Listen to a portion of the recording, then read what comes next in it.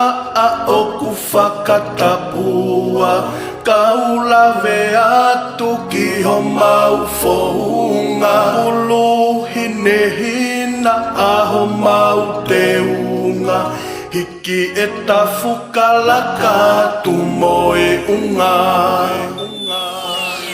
Oh when the blue Oh marching in Oh when the blues go marching in Oh how I want to be their number Oh when the blues go marching Koiki unga Koiki unga Koiki unga Loto toa Tape ki he ikuna Koiki unga Loto toa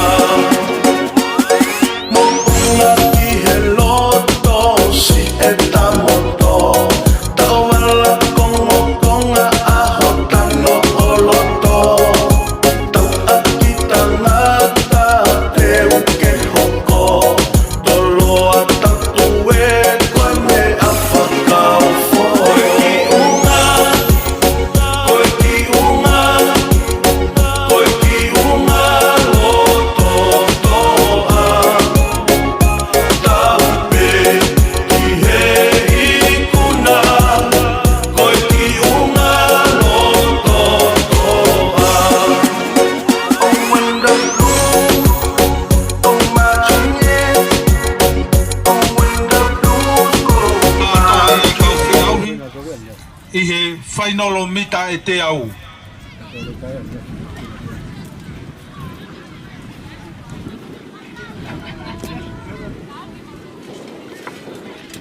Whereti hala toafa.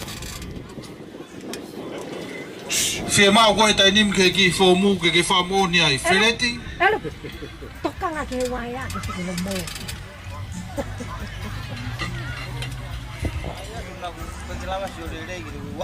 Whereti hala toafa ka taki mai.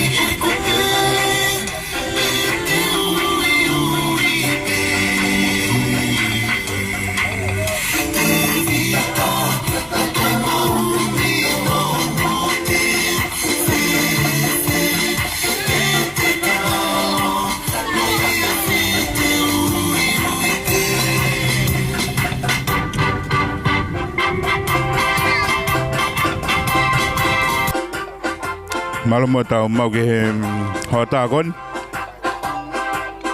Tau amana ke ten ke tau to hokwatu. Ano fo sikoia. Ai sipoti fo kolisi ko ngai. Kolisi vai fono ewa. Ko la vai ai kai hota. Ngau tau fo ke menelo tongani ki ko fa Ai ko tau te waten ke final ko ya lere mita te au. Te pele rewa. Ne lava ia e feo spoti ko ia tau kon.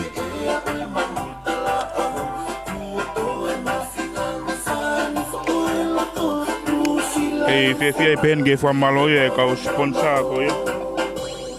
Ne na o toko ni mai ke fa panga ke no fa mafola tu tau live tau spoti a honi. Ia Rina Masila ki America. Pe fo ki a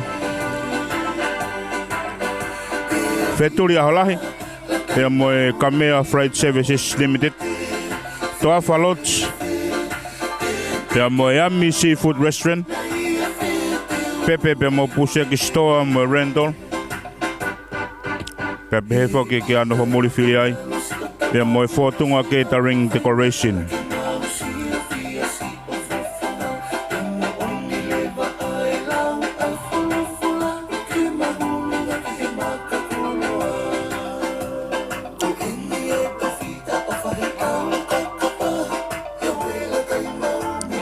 palu.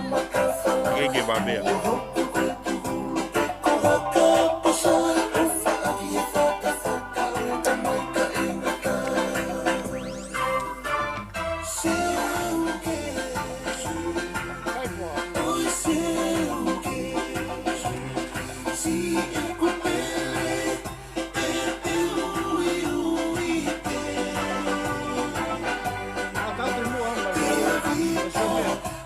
Sky, dekai biscuit dekoy.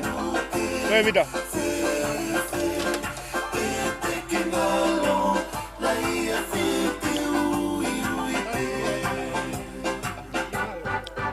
Alam mo yun siya tao ko ay.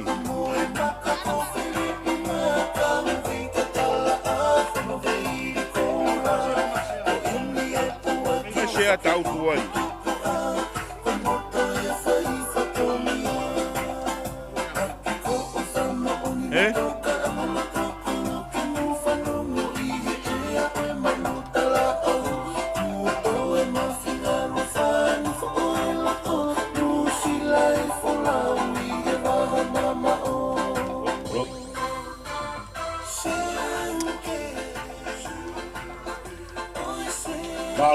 Bao diesa. Hey.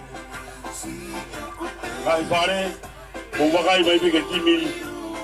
Pai no loi ni mita jago el diesa ko buna usmal mai na dolu. Kore ate ngai pare, ka pure pare. Tukumai homo kau fi auhi. Pai no loi he mita te au.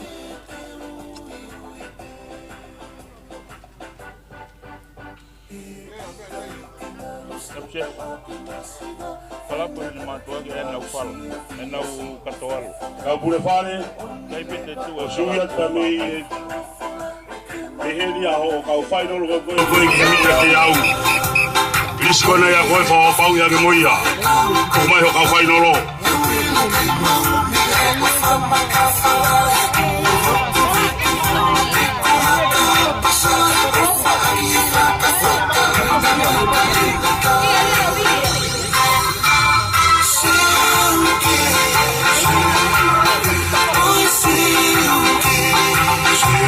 Lafanga, Katalanga, Kaufana, Kahana, Kenani.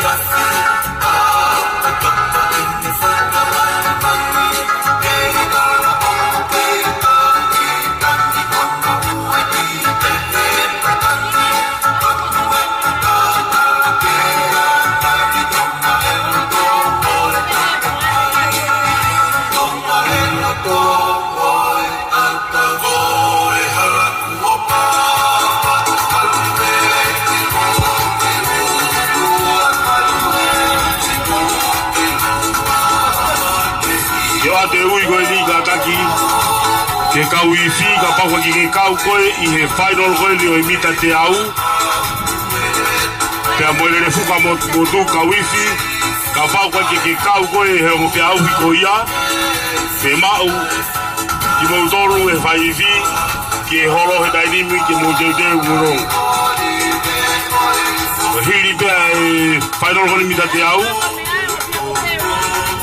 Tai mea ki hele fuka, ka hiri pere fuka ta hoko atu, ki he laka whaosi o e aho. Kore atu kawifi, ka pakwa ki ke kawi he team whai noro koe ni, mita te au me lere fuka, ka taki yolot ki te tewe programa hoko. Kore atu ke ufare, o smau LDSA e tainimi, me stata.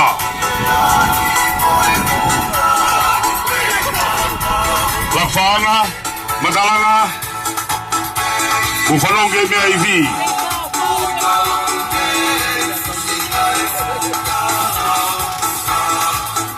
Mau estata, mau at pamutebi.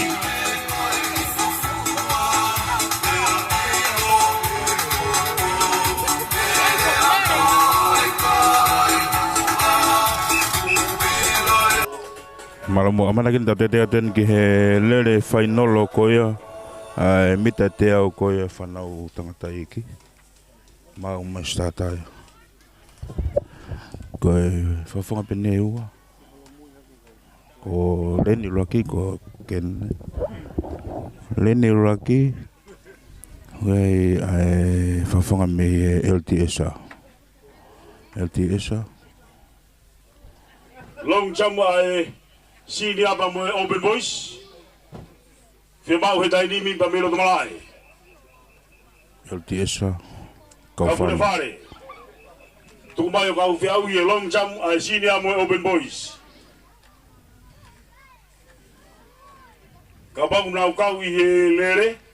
Kataki whawhetutaki mai ki he kau official kon I final ne mita te au koe ngahi whare kon ko pai whara tamin tuk mai final mita te au mixed girls taki mai be whawhanga kon ni mei he whare LTSA ni mo kauwhana ke te pi kauwhana LTSA kauwhana LTSA Lawai final ko mita te au junior girls tau hoko teni ki he final hoko ai ko tuipe ko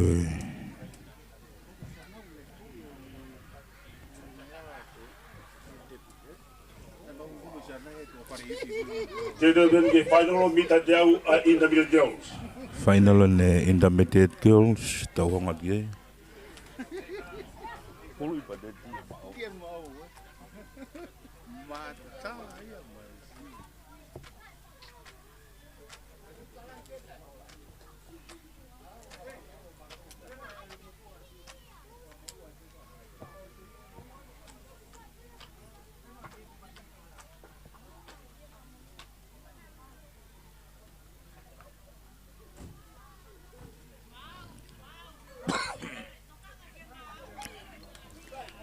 Koe Leni Raki we whawhanga me kahana kauwhana kenlani intermediate girls kahana kauwhana kenani kahana kauwhana kenani kahana kauwhana kenani ole ma pa whala tamin tuku me kalor koni taki me whanga koen me whare kauwhana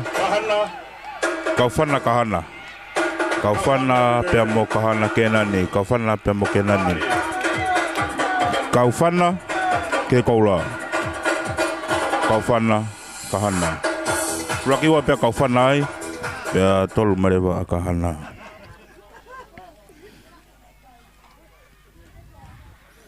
tau hoka tuku ni ki he lere hoko sine ke usuna ta whawhana whiwhine lalahi Wai whawhanga hen me kauwhana whaanga kena neua pe mo kahana e taha Te dewen ki he final mita e te au, ai Sina Girls.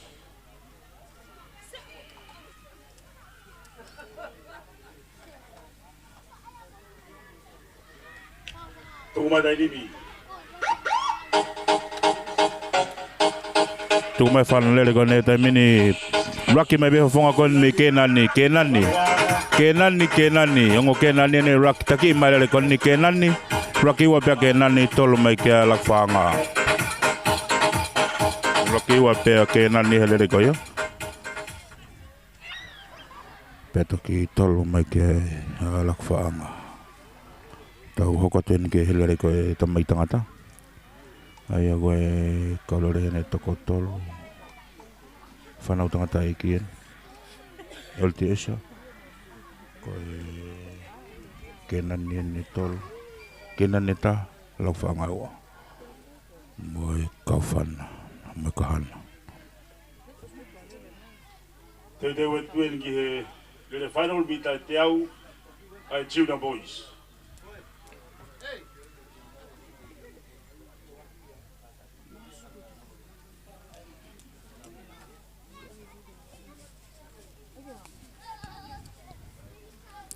Koe lele na Tuna Boys. I lotonga ni, tau te wat kei.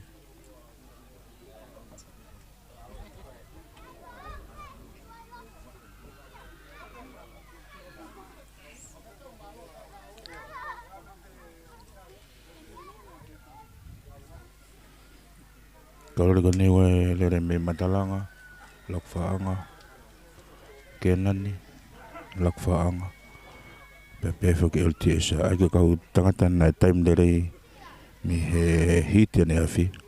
Na tolen lere final a honi.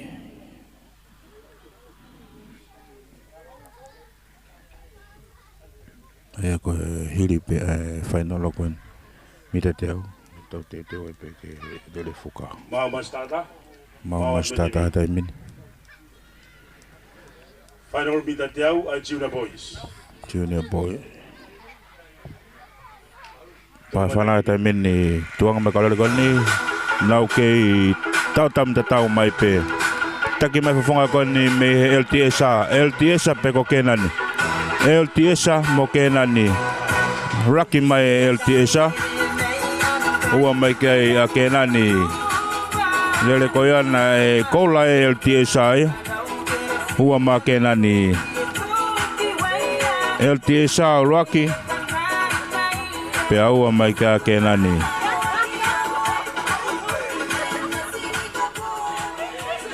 Raki ai e LTS ai. E lele koia. Pe ua le va Kenani.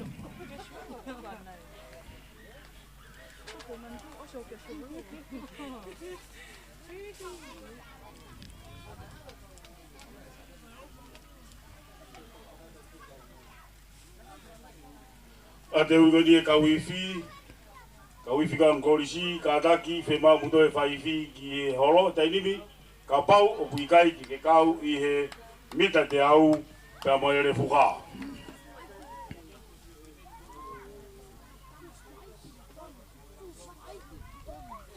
Te whamanata te pe mo long cham.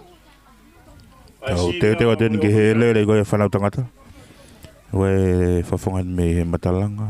Lakfaanga pai whanata e mini. Tuk makalore kone intermediate position 100 meter real.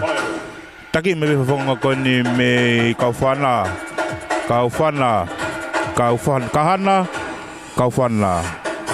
Kauwhana Kenani.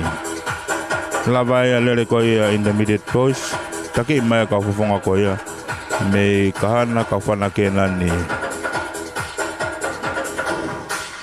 Tau hoka tueni ki he whanau tangata lalai. Ai a wai whawhonga hen me kahana, Kenani, kauwhana matalanga. Teu atuan ke lele mita te au, Senior Boys. Senior Boys hen, tau te ke. Wai whawhonga me lakwhaanga, kahana, Kenani, Mau mai e stata. Kahana pe mo matalanga. On your mark.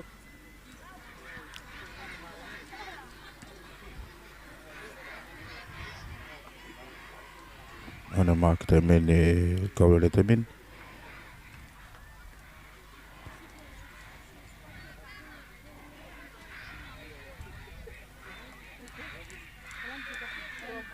Ana mak nge wetu tahaya hene ki minge vai.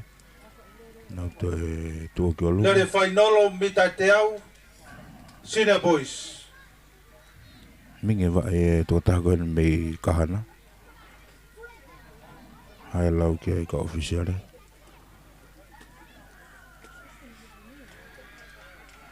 Ai o ki whatatari e lere koe ni ke tuotahakoen ni minge vai.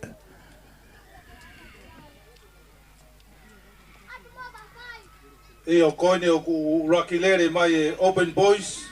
Open Boys in. Urakilere mai Open Boys mita te au whainolo.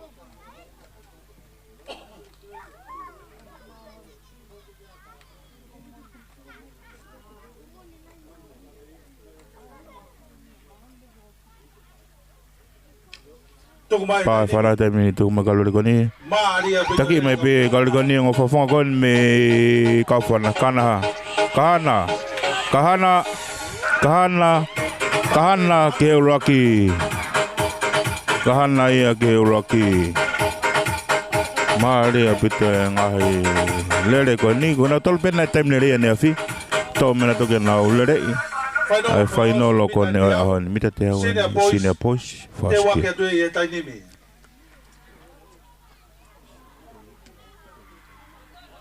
Senior Boys ene tai mini. Teu mai ke. Kaure ka lau tohi ko ni mo taha mai ki hene o ku wofiang ke te pi. Unu mai, kaure ka lau tohi. Mo mai ki foi mal ko ni. Unu katoa mai.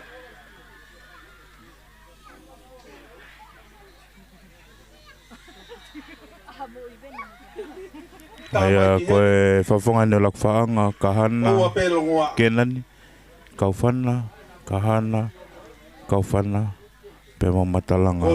Kauwhana eua, kahana eua, kenani taha mo lak whaanga me matalanga. I he lere whakaosiku ne senior grade. Senior. Kau senior ane o mana ke nau lere i whainolo puhai o mataha. Ke tau ni.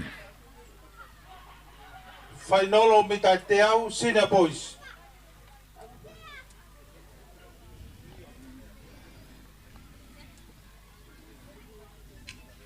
Pa whanai tai mene, tuku me kaurere koe ni kahana kune taki mai re kenani kahana, kenani peko kahana, kenani kauwhana, kenani kahana kauwhana.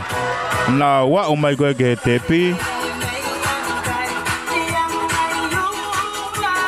Raki mai whawhonga koe me kahana. Kahana kenani kauwhana.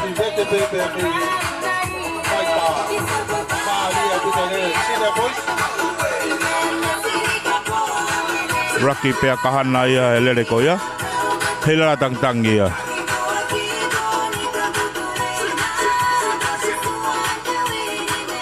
Heila tangtangi raki. Ua mai ke ai a kauwhana. Tolu marewa ke ai a kenani.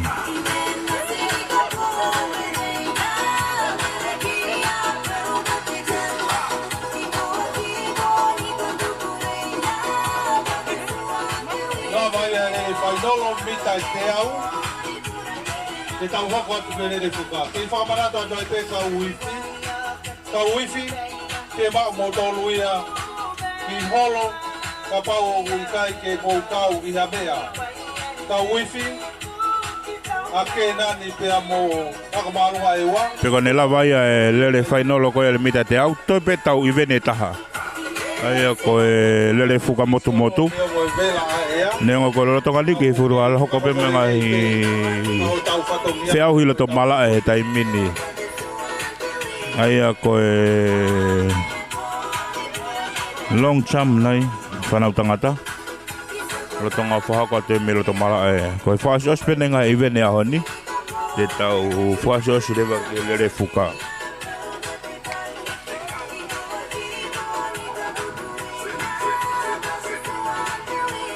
Aia ko tau even whaasi ke ahoni.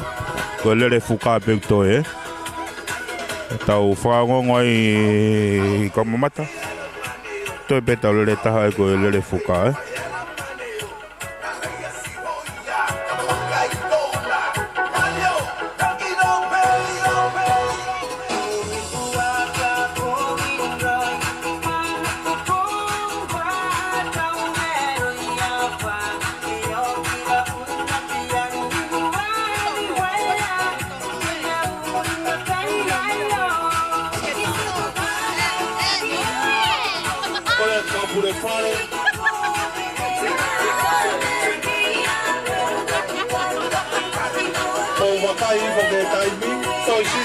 me lo tomala ta mini fakwat me ai long cham e lo tanga ne fana to kata la hi Kore atu mama bobo e tau kaure le fuka teu le vai tai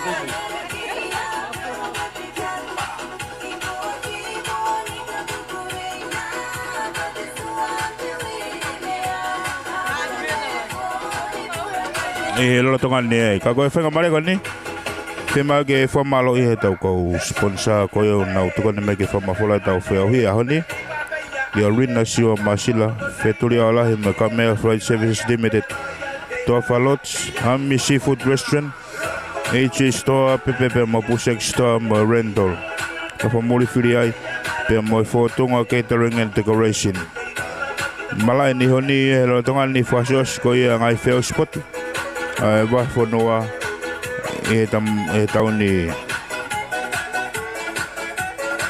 fasios pe mira to mala e long cham ko e fana tanga talalahi ka ku te mai tim le fuka mot ngai fare ke tau hokot ke fasios ia e ahoni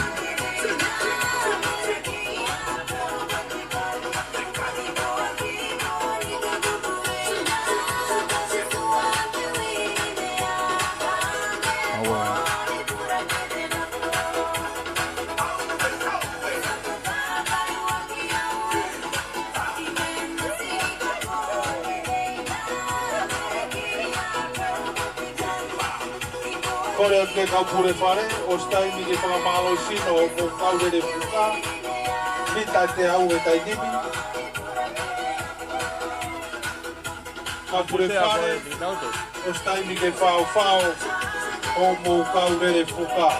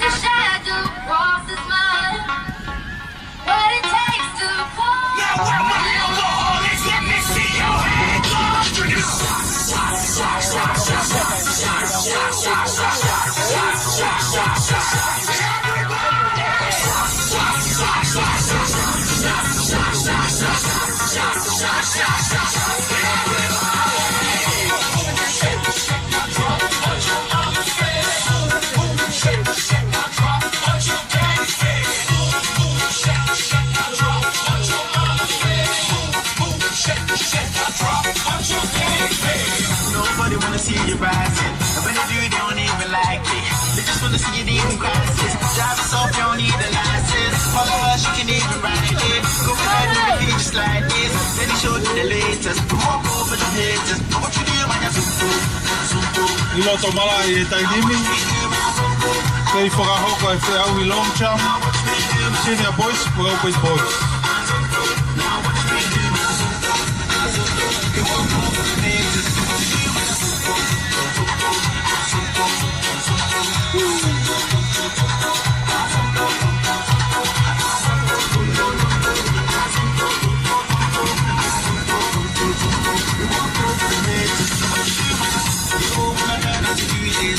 So I'ma take it right through this. I'm looking all this, the movement. So when you jump in the floor, better use it. Fast step, just step.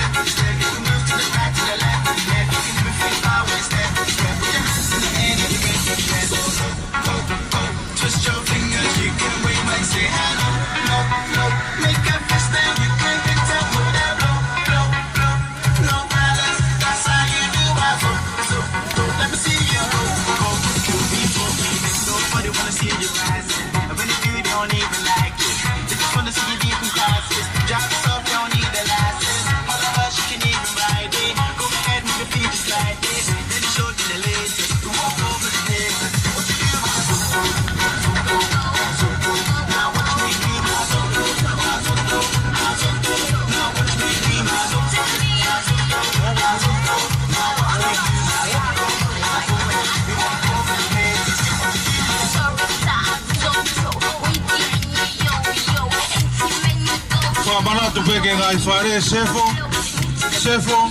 o kuai toko taha ena ko whalaki ko vehe kite. Whakatokanga ki ai e lere koe pa toi hila ke tapaki, o toi lau ki toko taha ki he. Te ria na amore ai peho no poini. Whatokangi whanau spoti, ko toi hanga holo e whakalaka e tamahu tapaki.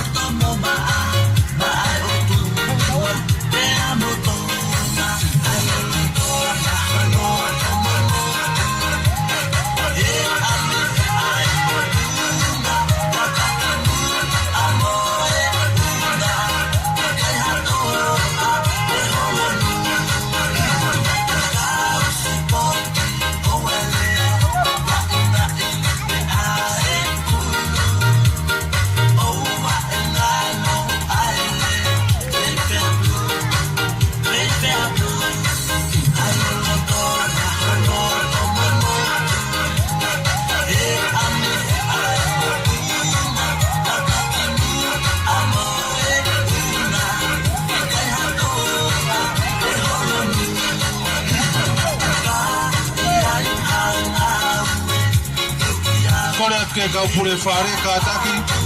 Ka koe a whanga wifi i o mou whare. Ka pau kai kau i e whea wi ka taki. O mai e whanau ki a ki holo i he tainimi. Ta tau pea ke nani. Pea mo i ako maalunga e wā. Kore atu. Kua hongo atu e whai whi pea mei holo. Ki whanau ko ia. Kuwhi e mau ia i he tainimi. E koe i wen whakaosi e nio ea hou. Kore atu.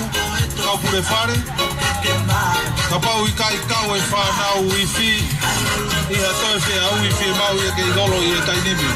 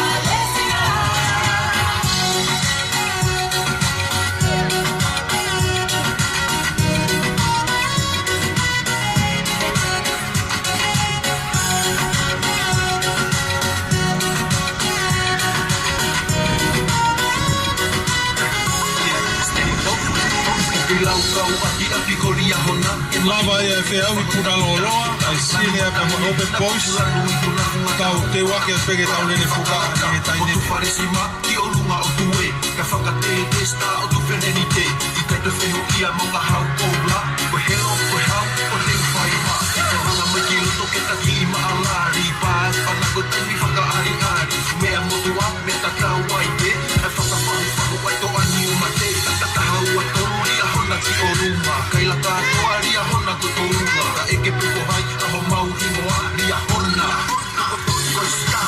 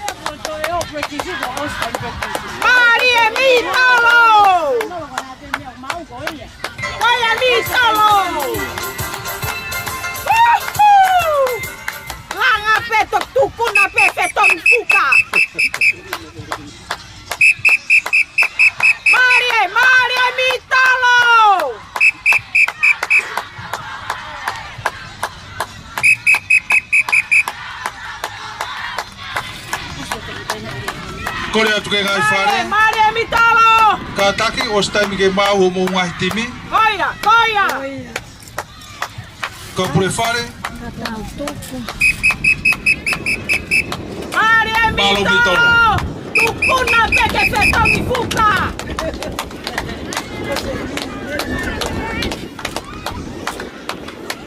Malo, malo!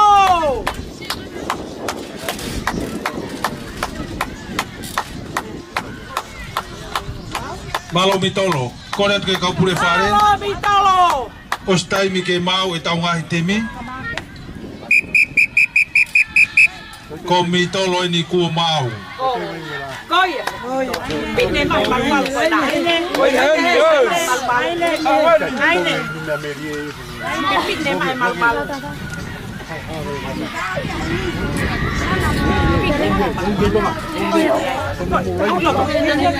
Ka pure whare.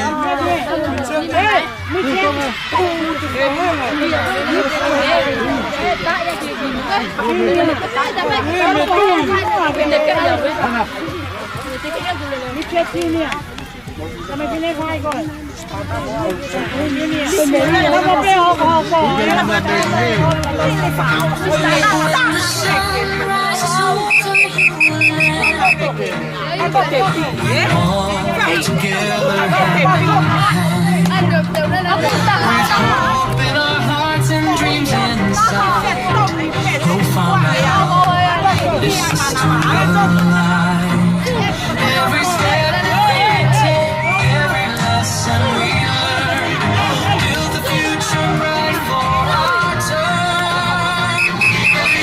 We achieve, we stand so strong, with faith and love to lead us on. Kore atu ke ka pure whare. Kai pure whare. Ka tako ki whakatau tau mai. Ka pure whare. Ka tau mai e kua mau a tau mitolo.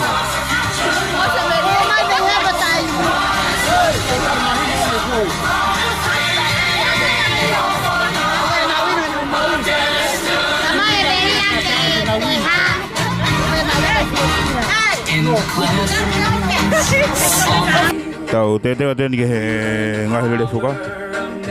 Tau ke kawhatai me mo ke mautoro. Palo ke nani. Even fashion e tau sipoti ke aho ni.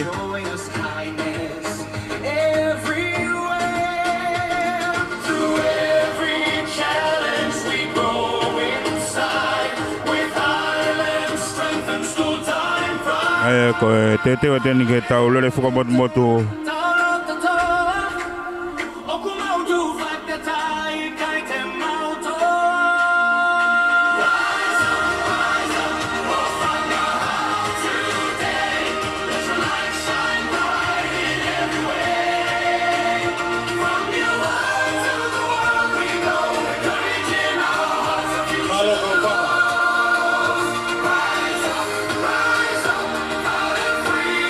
ko whana ni me kau whana na toto mai ko ni timle fuka kau whana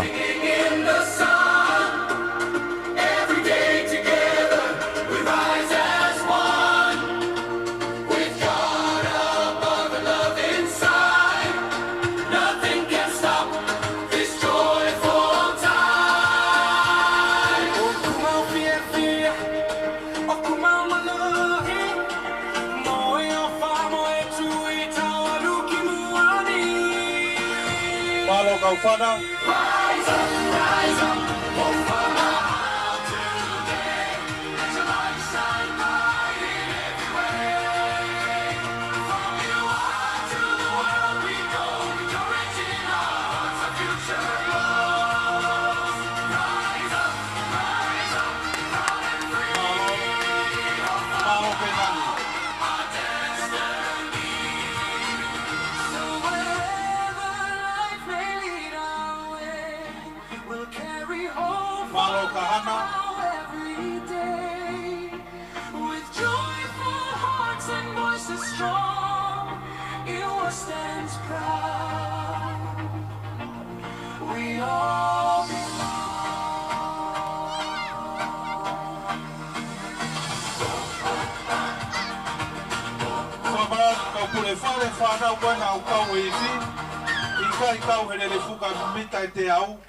Fe mau ke na ulava mai ki holo he tainimi. Ka wifi I kai te ke kau he event ko ni ka tak mai ki holo.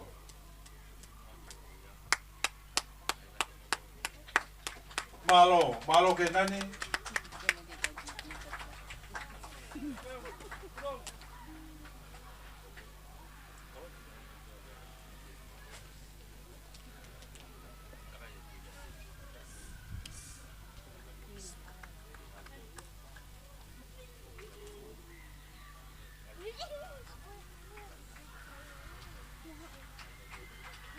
Malo kahana.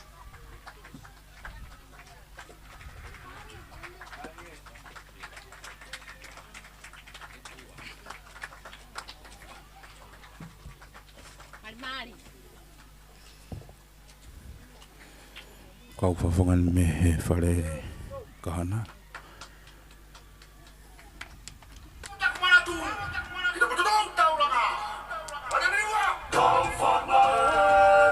Whaaanga, ka takai whakatauto mai.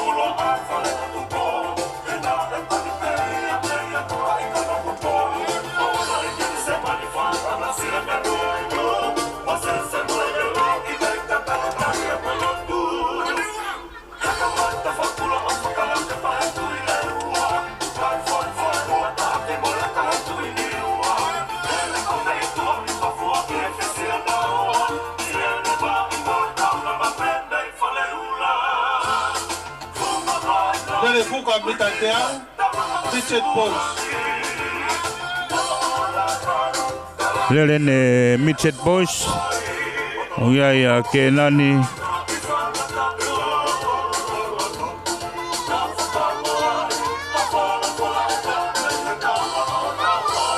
Wafaaga pe mo matalanga kata kwa toto. Te wake kamata ke awi.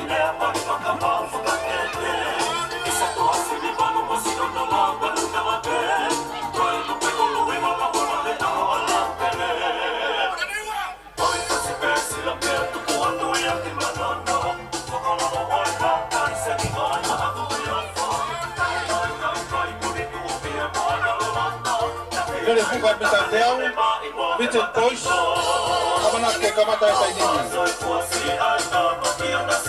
Te au hea ke nani, te mo middle school.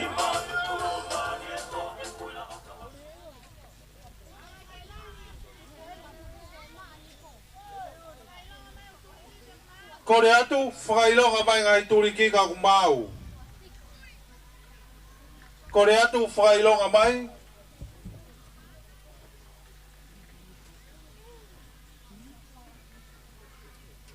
Kore atu, whapapau I mua ai. Ngahi feitu o kuwhai ai fetongi, whakapapau I o kutonu.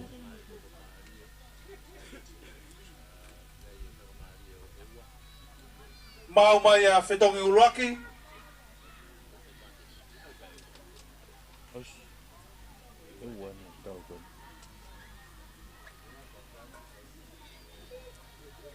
Leini uruaki ke nani. Leini wa middle school. Midget Boys. Whatonga ngo Midget Boys. Leini uruaki ke nani. Leini wa middle school.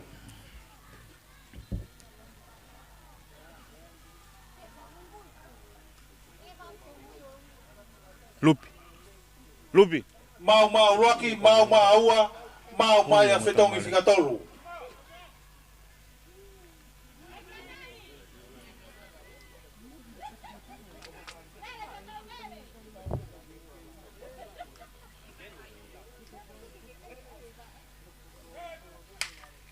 Pai whana tai min tuate kaulere koe. Kenani penni pia mo LTSA Middle School. Kenani pia mo LTSA. Takea tehe LTSA te mini. LTSA Kenani. Fetongi Middle School ya. Fetongi mo Kenani. Middle School Kenani. Middle School Kenani. Middle Schools. Middle School mo Kenani. Fetongi fikaua, fetongi mitolo ya. Fetongi mo Kenani. Tuleta Kenani. Middle School Kenani. Middle Schools mo Kenani na wafe maeni he tepi. Afe maeni ke tepi. Fetong fasi. Middle School Kenani. Hawe amatai minil. Middle School mo Kenani. Middle Schools mo Kenani. Middle Schools mo Kenani. Middle Schools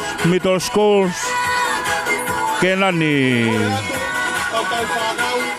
Koe ikuna ia lere fuka ko ia mitseti.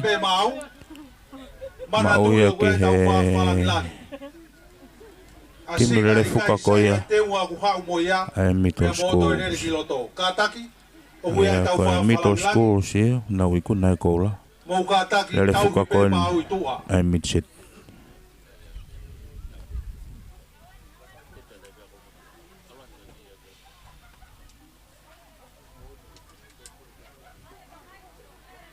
Lava ia lere koe. Lava ia lere mita te au, lere fuka mita te au. Mita te au ia whanau tangata tangata i ke pito.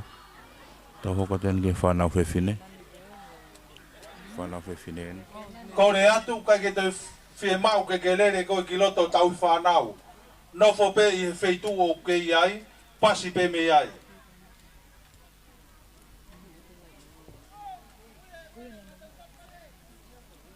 Kore atu, leini uloaki, Middle School, leini ua Kenani. Mau pe whakailonga mai. Mau uloaki, mau ua. Leini uloaki, Middle School, leini ua Kenani. Kenani ben me Middle Schools. Ka mau pe whakailonga mai ho fuka.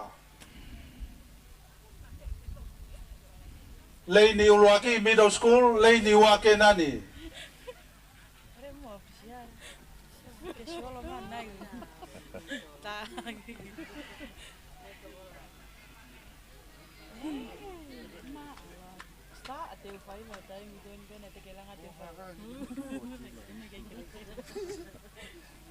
Whapapau I pe o whetongi e toko taha lere fuka I loto I he sou ni go whailonga atu. ono mak. Tua tu Whana te mini. Taka kenani e te mini. Kenani LTSA. Kenani me LTSA. Kenani LTSA. Whalaka LTSA e. Middle school se ni whalaka e. Wawafe. Petonge middle school. Petonge kenani. Kenani ka smawahe a pito middle school ya. Middle school sia mawahe au pito ya. Middle school se ni petonge koni. Mawahe te middle school sia ka toki. Whamumu e ta kenani. Petonge a middle school sia. Petonge middle school. Mawahe mai middle school sen. Te ulaki pe middle school sia. Heni kaito e mau ya. Petonge mai middle school ya. Hauen ke te au. Petonge mai middle school sia. Petonge middle school sia. Hawai pe whafonga ia koe ni middle school. Kaito e mau ia. Nā moa seti. Hei kaito e mau ia. Toi hawai pe middle school sia. Mau e pe na tolu e koula. Koula e pe middle school sia. Ihe lele koe ni. Koula ni ua middle school. Ihe lele fuka motu. Ua mai a kena ni.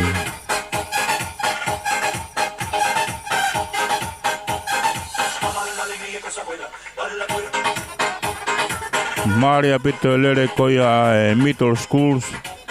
E nau kaiha asien e koula koia e mitseti.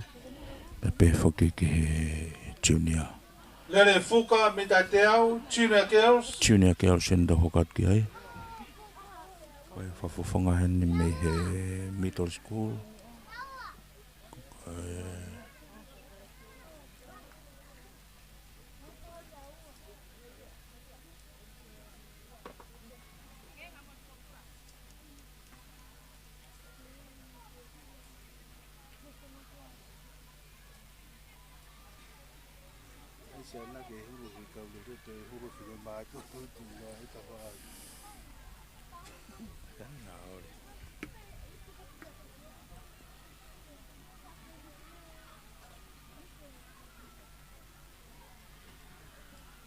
Junior girls. Lele fuka mita te au.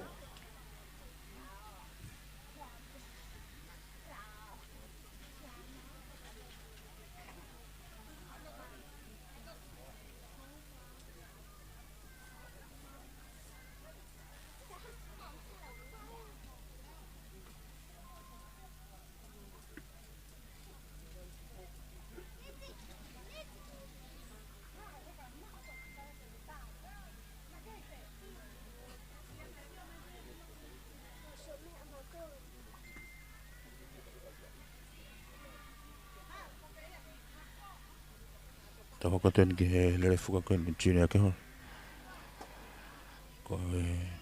Junior girls, Lady Ulaki, middle school. Lady Ua, Kenani, Lady Tolu Kahana, Lady Falak Faanga, Lady Nima, Kaufana, Lady Frausi Matalanga. Ngau e whanau tangata koe ni ka atae me at whalangilangi ke lele fuka.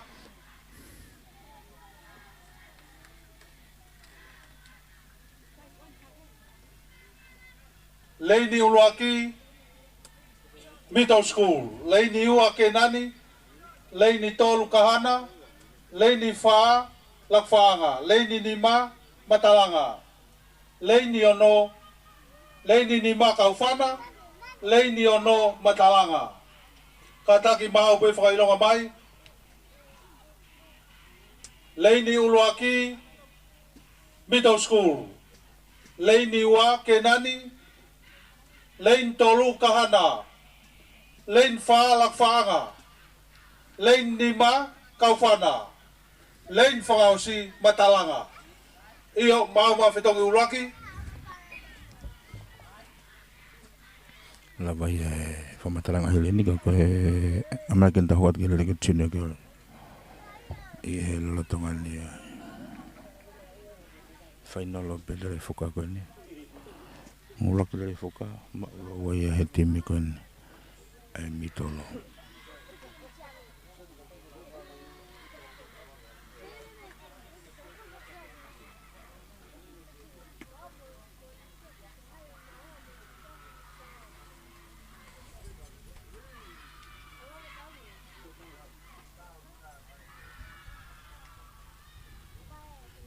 Mauma Uluaki, Leini Uluaki, Middle School, Leini Wake Nani, Lein Tolu Kahana, Lein Falak Faanga, Lein Nima Kaufana, Leini Frausi Matalanga.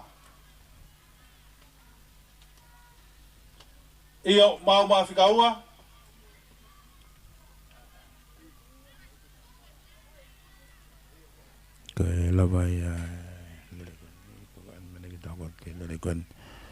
Mau mai fetong Frausi.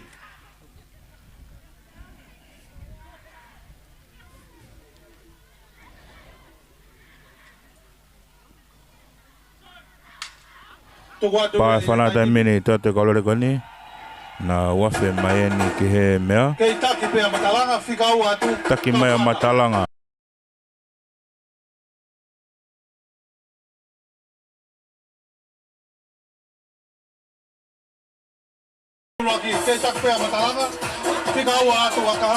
Matalanga, Kaufana.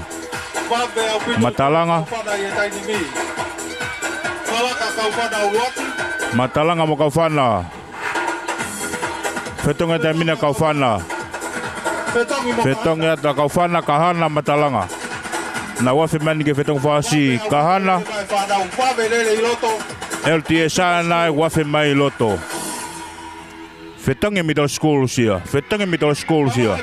Middle school se ne us ma vahe mai ya. Ma vahe mai middle school sia. Middle school se ne ma vahe mai middle school ya. Middle school se ne kau tuli ma Kaufana. Kaufana middle school. Middle schools. Rocky middle school ya. To ma upe middle school sia. Rocky akon helere fuka. Rocky middle school. Ua Kaufana tolo kena ni.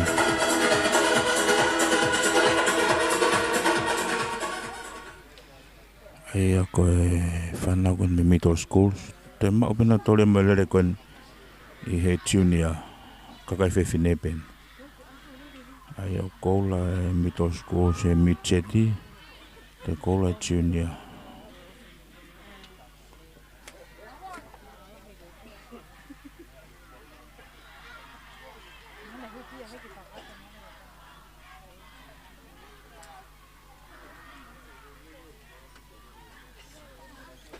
Tako ela vai ya.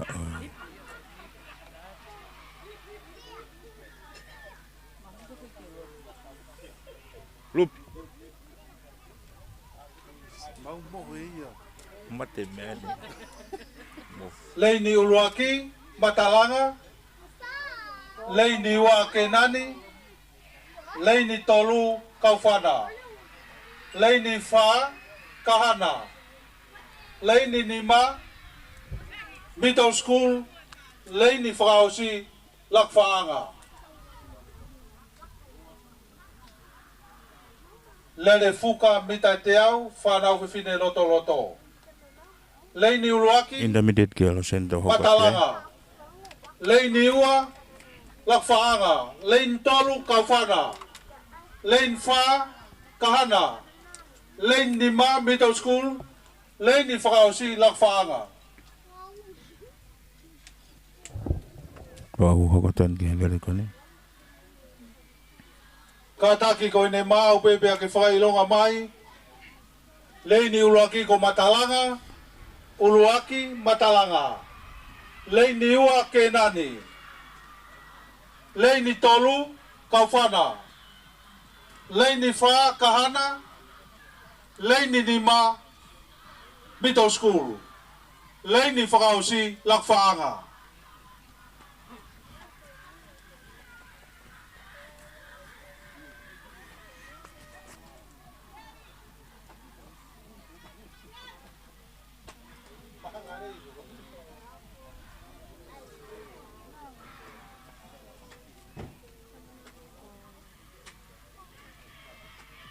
Lere fuka mitai teau, whanau fefine loto loto.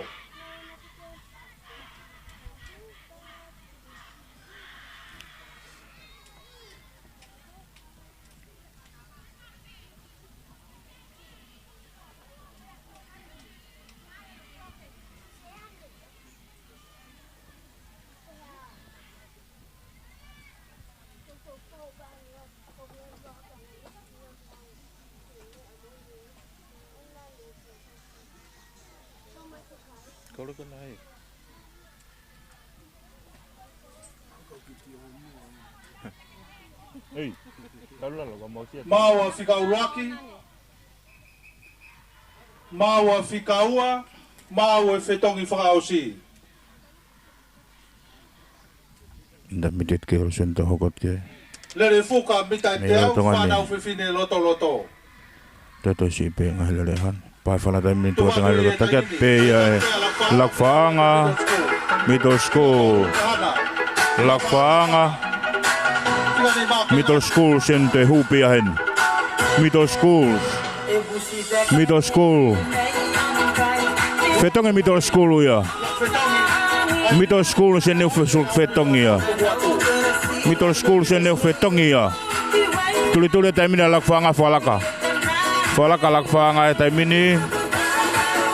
Lakfaanga ne falaka hakeia fetonge tai mini. Kenani. Kenani ne utaki maya hena. Kenani. Kenani ne u fetonge ako ni. Tuli mai kenani. Ha mai ki kenani. Fetong fasi raki ma kenani ya. Kenani. Kenani. Kenani middle school. Tuli me muia kau fana ya. Tuli me muia kau fana. Kenani. Kenani. Kenani raka kenani ua kau fana. Tolu a LTSA. Raka kenani ua kau fana. Tolu mai ki ai middle school. Ai ana ki whihala ki pe whetangi koe middle school e whetangi na tolu. Kai whakalaka maho whangahau ia.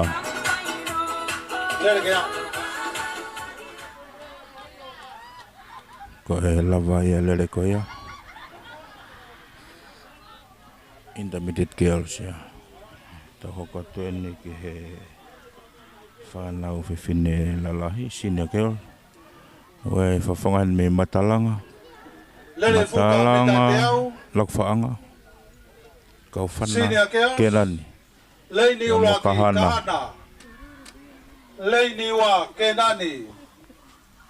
Leini tolu kau whana. Leini wha lakfaanga. Leini whakaosi matalanga. Senior girls. Leini ulaki kahana. Ulaki kahana. Leini wa kenani. Leini tolu kau whana. Leini wha lakfaanga. Leini whakaosi matalanga. Te oten ki he whanau whiwhine lalahi senior girls. Le whukai o koe ni. Toi pe whanau whiwhine lalahi, pa toi me whanau tangata. Pe alawa ngahi whiau. Mau pepe a whakailonga mai. Lere fuka mita te au. Senior girls. Leini ulaki kahana. Leini ua kenani. Leini tolu kauwhana. Leini wha lakfaanga. Leini whakaosi matalanga. Ai koe lene whanau whiwhine senior. Mau maa whitongi ulaki.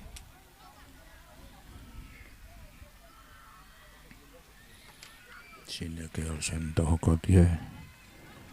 E lola tongani.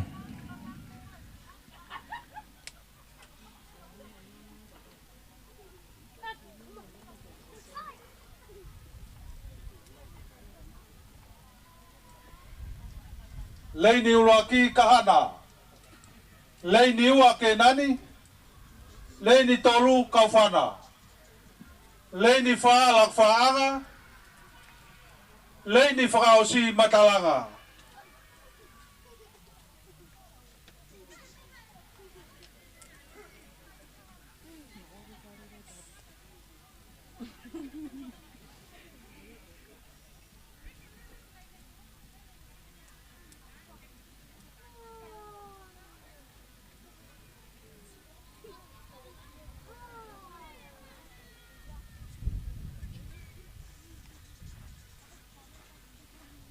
Mau maa whitongi ulwaki.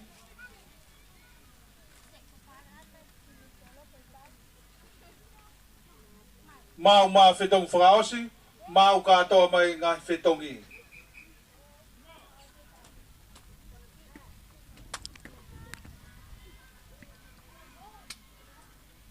Senior girls, lere fuka mita te Pa whana tai mini. Kamata te lere koe ni tekat pia matalanga.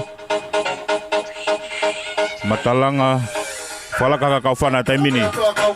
Kau whana ni whalaka ke tai mini. Kau whana. Whetongi waki. Petongi a kau whana. Kau whana matalanga ke nani. Ke nani, tuli aka ke nani e tai mini. Ke nani ni urakia. Uraki kau whana. Urakia ke nani. Urakia ke nani ua lakwhanga. Whetonga ke nani tai mini. Mamaha ke nani tai mini. Ke nani.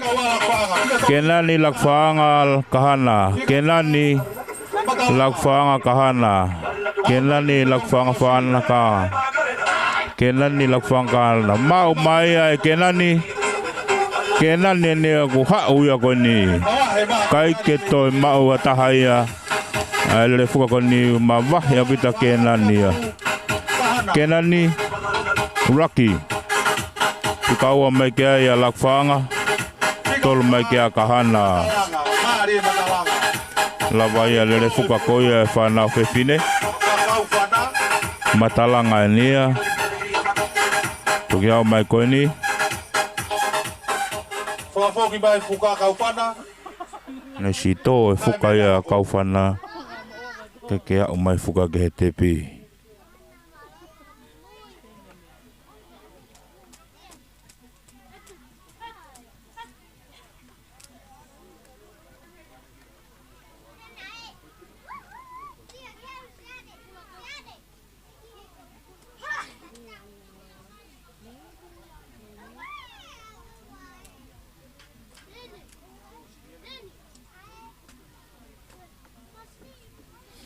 I he lele koe ni ka mata ni lele whanau tangata. Junior boys. Junior boys e ni ai Ua ia me kau whana. LTS-a. Kauwhana he reini uloaki. Leini ua Matalaga e whika tolu.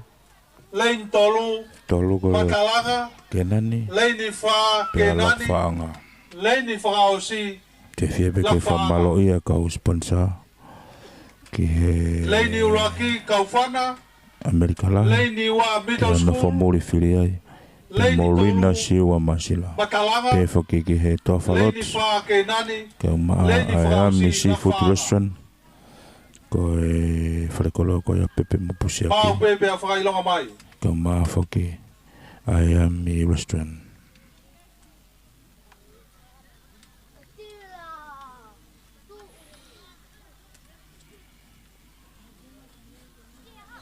Junior boys, Leini Uraki, Kauwhana, Leini Ua Middle School, Leini Tolu Matalanga, Leini Wha Kenani, Leini Nima Lakwhaanga, Leini Whakaosi Kahana.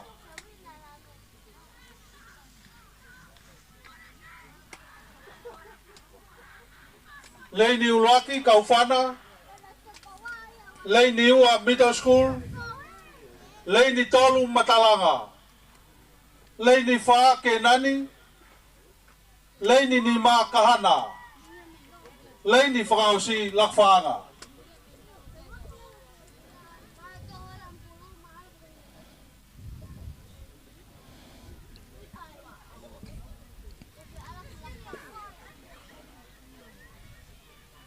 Mau pe whakailonga mai, Leini Uraki Kauwhana, Leini Ua Middle School, Leini Tolu Matalanga, Leini Wha Kenani, Leini Nima Lakwhaanga, Leini Ono Kahana. Maua Uraki, Maua Ua, toi pia whakaos, Mau whakaongo atu.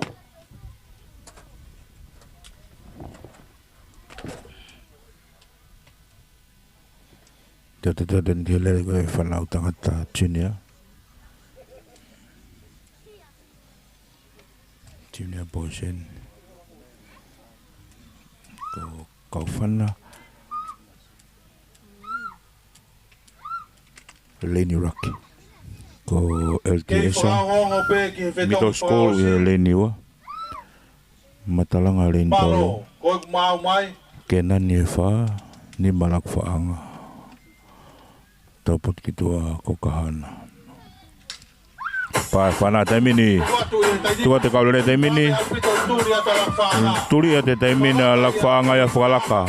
Lak faanga kahana. Lak faanga ni o falaka ia. Fetong lak faanga. Fetong ya kahana. Fetong mo kaufana. Lak faanga kenani. Lak faanga kahana kenani. Lak faanga kahana kenani. Lak faanga kahana kenani. Fetong fikaua. Lak faanga kenani. Kenani lak faanga. Lak magedi fetong fasik. Lak faanga kenani. Middle schools. Middle schools enat omai taimini. Middle school. Middle schools sen new hau kone taimini. Middle schools. Middle schools. Middle schools. Middle schools sen ni te mana te koula ko ni junior. Middle schools here. Middle schools here. Nete kahe asien autoli ele fuka ko ni junior. Junior ya. Te ave ke middle school.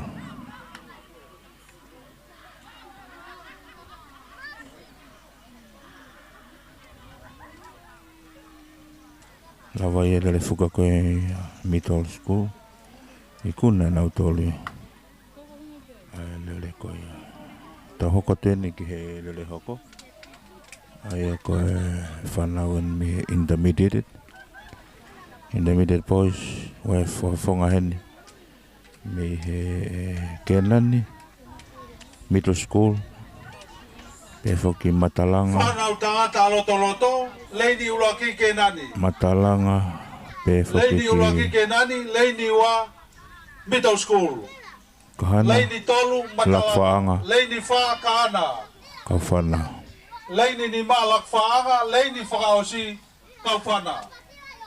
Latonga tau tatali ko ni ke whakakata tai peko sponsor ke wheturi ala. Pepe foki ke toa whalots. Leini Wheturi ala. whikawaki kenani. Pepe foki wharekola koe o pepe musiaki.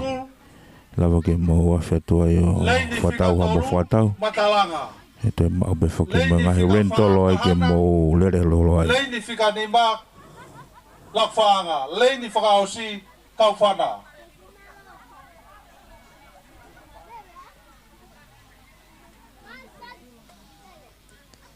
He lolo tonga ni toke whaongo peke ka ofisiare. Kamata nere whaosi koni. Intermediate boys. Nere fuka. Motu.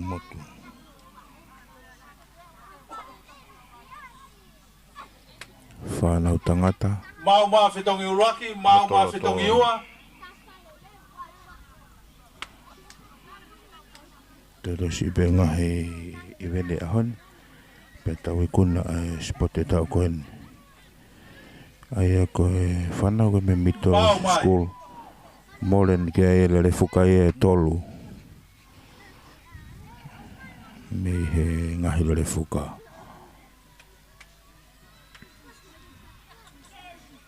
Pa whanau taimini. Lere te taimini whanau koe ni. Kei takpea kaufana. Kaufana neo ne taki hake. Kaufana. Fet.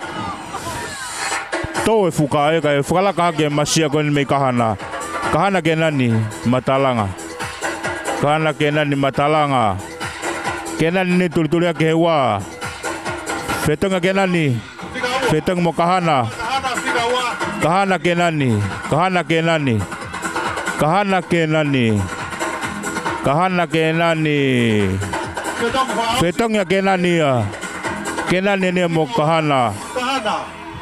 Kahana ke nani. Ke nani mo kahana. Kahana ni o staki mai ya. Kahana. Whikaraka kahana ua matalanga. Malo. Ngari tonu pe. Ua kaufana.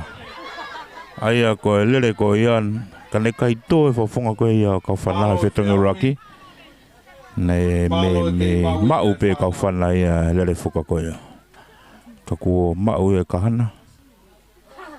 Lere ko ia whanau tangata latoloto. Koula ki kahana. Tau hoko toi pēni ki he lere whuka ko ia whanau tangata lalai. Koutu i toi pe lere ua. Pe ka kato e ngai whiau hi ahon. Kei whamalo ia e pēki nau tolu koe nau sponsor tau whiau hi ahon ni. Ki he totaha koen ko Rina Maasila. Me ianga haka unofo Amerika. Kau mai e toko ni ke anofo apanga tau spoti ki whamawhala. Pe whaki ki anofo mori whiri ai, anofo Amerika moia. Kau maa whaki ai toa whalot, ko pepe mahe, pe mo pusia ki mahe, mona whare koloa. Nana toko ni me mona ua, ki whamawhala a spoti aho koen. Ami seafood restaurant whare kai ni o Suria pe moti motelerenga motol kona ko whema ua mea tokoni mau tu upe pangai mau lere pe me pongpongi toki tāpuni pe hiwa pōri apau ki whema ua mea tokoni ki o whaniri ke tu taki mai ke te mau tolu e mau whika telefoni peko mau Facebook e lau peke mau keita ranga hei keita ia ngai katoa ka koe ami Russian seafood and restaurant pepe whoki ke ngahi kakai koto pena mau tukan mai aloi ni havea mo AJ store ke whakakato a spoti tau kon ka nekai ho mau tukoni mai hei ke mamata mai ho tau kainga me muri ko te ko sponsor ko ni ne na o famora ke mai na panga ke whakahoko to e whatamia ko ni ke mamata mai ke ai eua ko to ape amana ken ke tau hoko tu ki he lere whuka motu whuka askun whanau tangata lalahi ke nani kau whana matalanga kahana lakwaanga Mau pepe a whakailonga mai.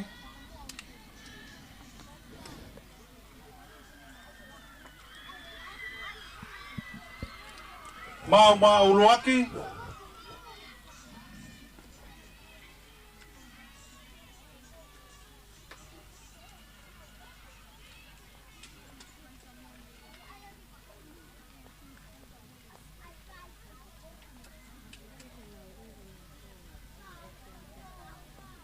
Mau ua. Tau te den ke lere whainala koe ne lere whuka motu sine pos.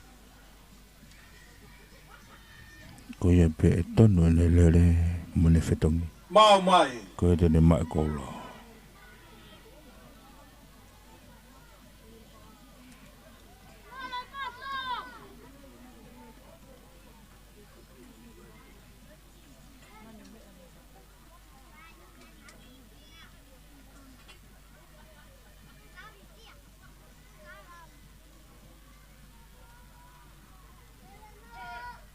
Whanau, tua te kalore koe ni te mini, takia ta lakwhaanga, lakwhaanga, whalakaka te mini a kau kahana i lakwhaanga, kahana lakwhaanga, whetongi a kahana ia, whetongi mo kenani mo kauwhana, kenani, tulitule ta kenani ni tulitule koe ni, kenani, whetongi mo kenani, Petongi mo kenani a kenani pia mo matalanga pia mo kauwhana kahana kenani lakwhaanga whetong whaasi whetongi mai a kenani pe ko matalanga kenani pe ko matalanga kenani ke raki kenani matalanga kenani a Mau e kenani a lere whuka ko ia whanau tangata sinia ave ko la ki kenani ai ana e hango nau tala tu ko ne tonu pe whetongi ko ne tonu e leren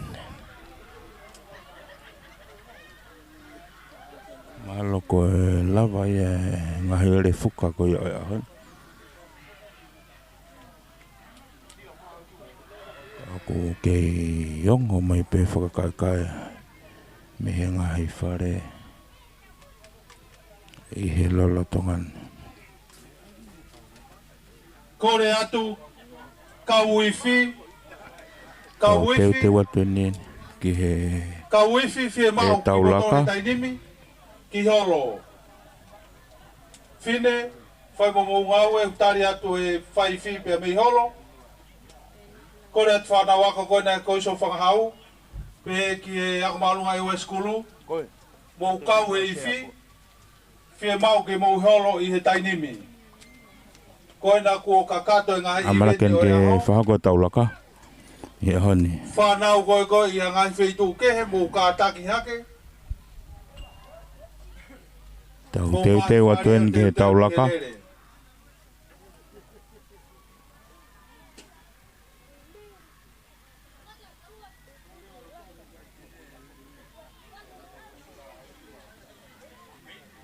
Koe lava ia ngahi lere ko ia oi ahon.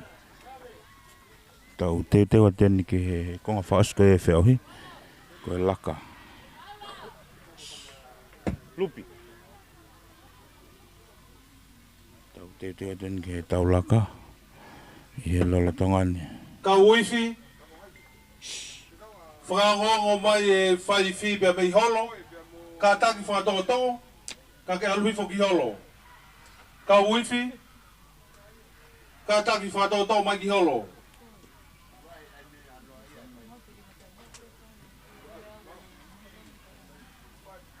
Koe.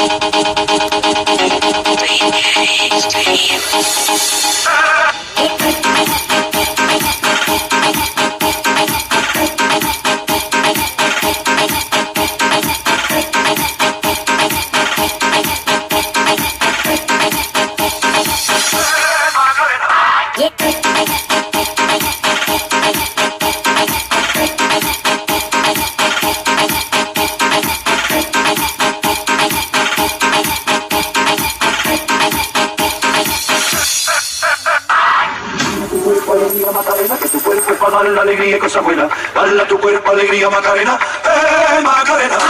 Dale a tu cuerpo alegría Macarena, que tu cuerpo dale la alegría y cosa buena, dale a tu cuerpo alegría Macarena, Macarena.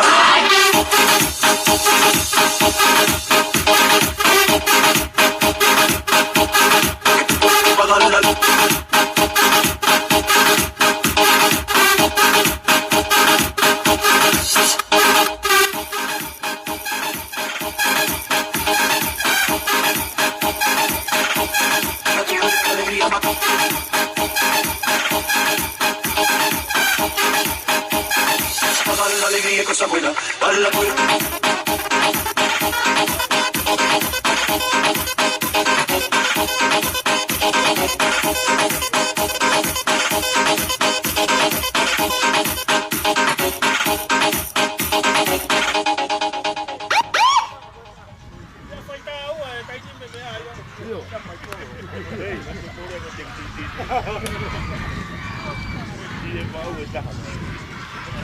You're now rocking with the best DJ Africa and DJ Senya. Tau te watu en ke tau laka.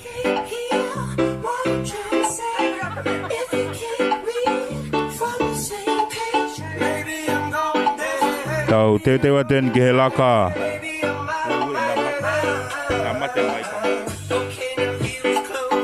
Tau te watu en ke tau laka. Laka whakasen ni spoti. Ine whiawhini.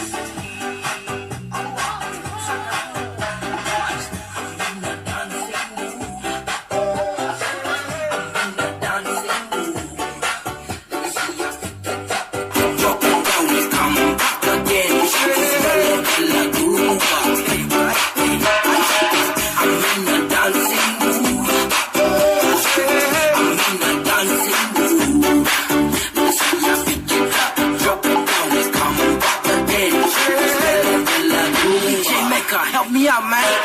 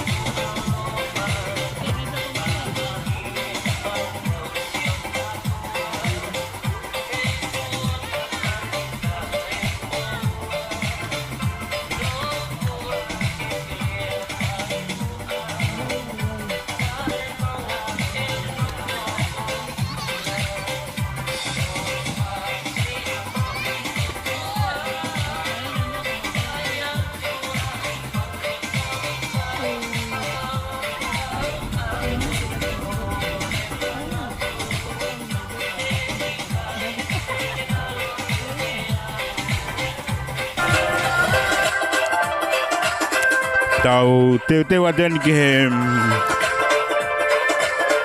lele whakausia hau koe laka ni he lolo tonga ni tau teu aten ki he laka ke mea pe whawhalanglangi ahon hama ke whalanglangi a sipote aho koin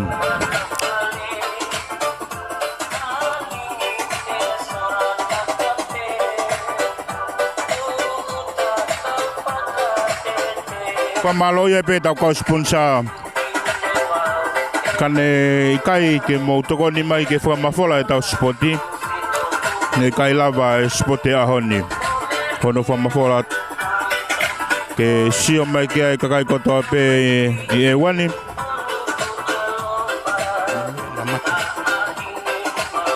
ki he tau whiauhi he tau koen ai ko rina siwa maasila ki Amerika. Fetuli aholahi pe mo Kamea Freight Services Limited. Toa falots. Pe ke ami seafood restaurant. A&J store. Pepe pe mo pusiaki store mo rental. No famuli filiai. Pe ke Fortunga catering and decoration.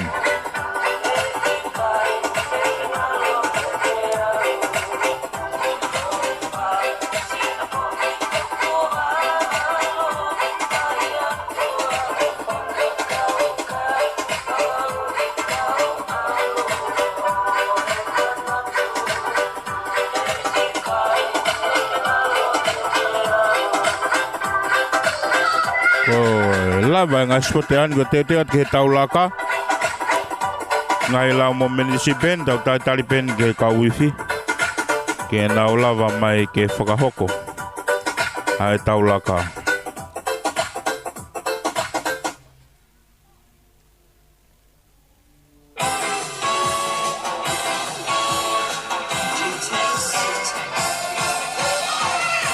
Mau mai ngai whareta mini ke te teu ki he laka.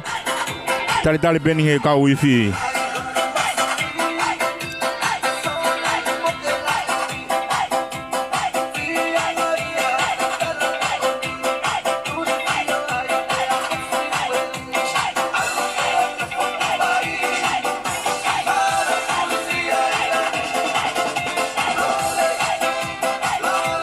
Pamalo ia e peka sponsor e tau sipoti fuafare ngai kolisa ewa ki he totaha koni ko Rina Masila ki Amerika lahi ki a Fetuli aho lahi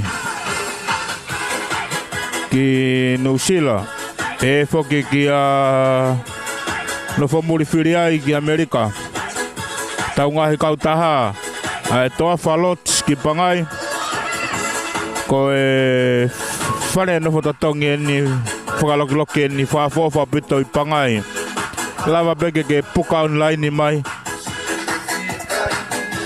ke maungahi loki maua pito ai maungahi loki pe foki ki he wharekoloa ko ia o Pepe pia mo pusiaki i loto honua wai e ngahi koloa ke kehe e lava ke afe mai o mau mea mau wharekoloa askirimi kai pe foki ki he tau tokonaki moha whahinga mea pe uke whe mau te ke lava afe mai e he mau wharekoloa i o honua wai whak mai mau ngahi rentoro lava ke mau tuku atu e ngahi totongi uku whaatu i moni pea kautui ko e oku wo whahakwa pehoan ka teke toki au mai pe koi ki hongo mātua kon o mau miai ai ngahi mea kotoa pe whoke wharekoloa koia o aloine pea mo whereni ki e sia mau met mea ngahi koloa ke kehe wai whaki moi keke whare keke u tao ai hao keke ki ha whai aho pe ko ha whainga kātoanga pe kau māwhoki ai tau wharekai laulo taha koia i pangai Yummy Seafood and Restaurant wharekai koia o Timote pea mo Suria e a whetu ai o whakatauhao mea kai mau lere pe me he pongpongi toki tuku pe me pouri ko hui ko e whemau mea kai pe tiki a wheange o whakatauhao mea kai lava ke mau atu e ngai mea kai mei tahi i o whe mau tau kei whakatatali koni ki he tau laka ato ai hene whakamalo me pure mo e kaungau e koi ai whongawhanua live stream ke ngai pisini stonga koi ne nau tokoni mai ke whakamafola e tau sipoti ua pena ngata heo mo tokonia ka te whaiat peha kore mau kore whamore atu tau kei te wat pe tau sipoti i he lolo tongani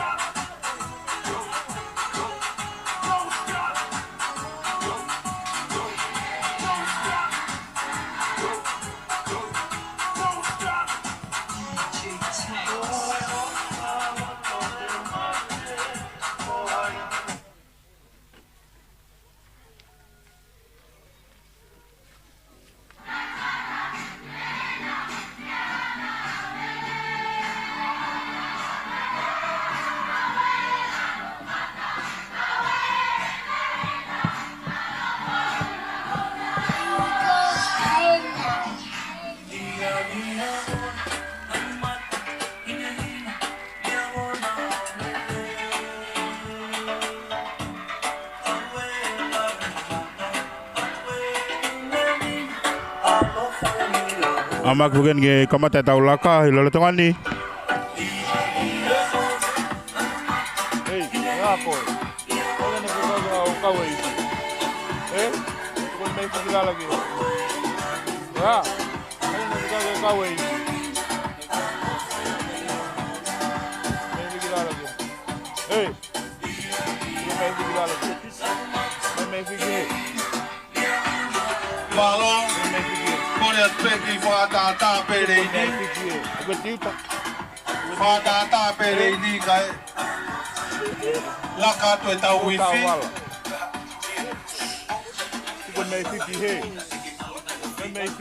Kore at kau pure whare. Whātata pere ini kai laka tu e tau wifi. Okay. Algo tu con lei via. Auto. Mata wala. Algo mata wala.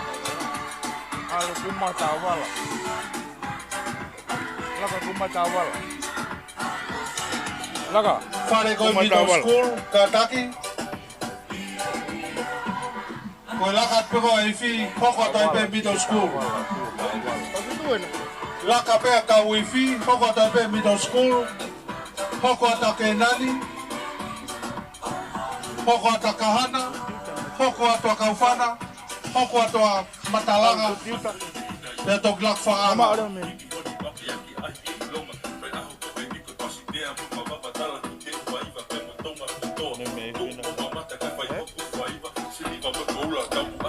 Kaufaya ka wena middle school. Fala KPI mau mui atuai. Osipe middle school poko to akenani. Poko kahana, kaufana, matalaga.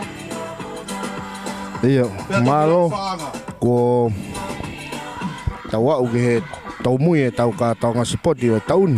Pea ko tu pe na mo Fia. Aki mo tolu nai mea mai me heo pe. Kama aki mo tolu me tonga eik. Me toke rau. E ma foke funga fonua. Hai lava e whari ari e tare ni te whanau.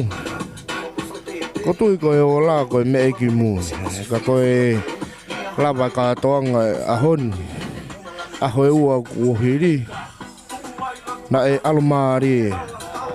Pea uko ikai ko hame si ia ko hui ko taimi o uhain ko lava rei potongnya sipoti e taun pea alumari ko tu pena lava ke tau mamata ki o ia e whanau e ia e nau lau i malai te whai ua ko ia e taimi ni ko tau kei tatari pe foki ki whakahoko e ai laka tau kei whakangongo pe ki he ongo whaifi kia ke hoko ato hono teu i ki nau tolu ki he whiau koe koe taimini kei tari pe ki he lakata apuni o e katoanga siputi pe toki whai mea whakamalo e he whawhalanglangi e hama pe toki whai e tau lotu tuku e pure ako o e korisi hofanga hau whawhikau stimen e tapuni laka pea e whakaongo atu pe moe ngau o best athlete i he ngahi kreiti takitaha tatau pea tangata mo whiwhine pea whakahoko moe ola o e sipoti pea toki whai rewa e tau rea whakamalo pe mo tau lotu tuku koi aku koi kuna ahoni e whenga we aki ai matua tau whanau koi whanau ako kau ngā ue kau whai ako kau polisi na i heni mai mo e wharemaki pe ku whawhiawhia koi kuna e katonga e ahoni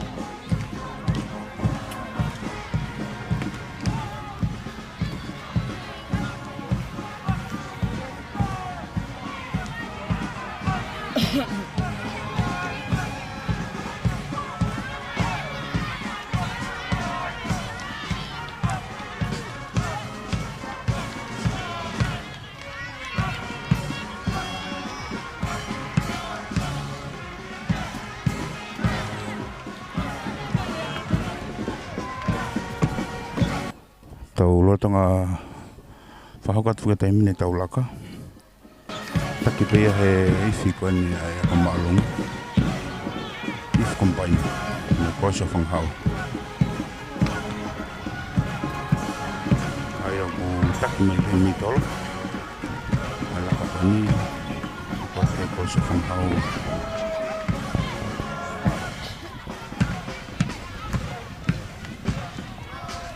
Koe lava ni spote tau koe. Tau amana ke koe ni ke whakare. Tau au taki mai ke polkalama whaosi. Pokalama whaosi mo maho Taki inga. atu e whi takpe he lau tangtang. Hoko atu ai e LDS Middle School. Hoko atu a Kenani. Hoko atu a Kahana.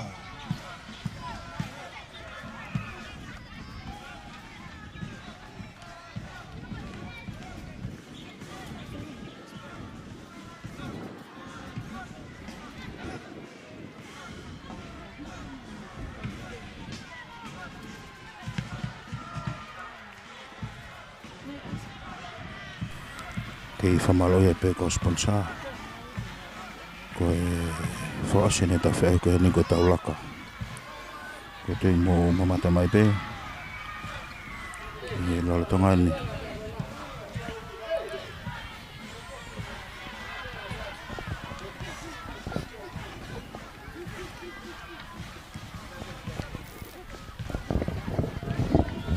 Takai mai ka wifi e ta whakatoke lau e Palei. Hou whakahihifo. Hoko atu ai LDS. Hoko atu ai e whareke Kenani. Hoko atu a Kahana.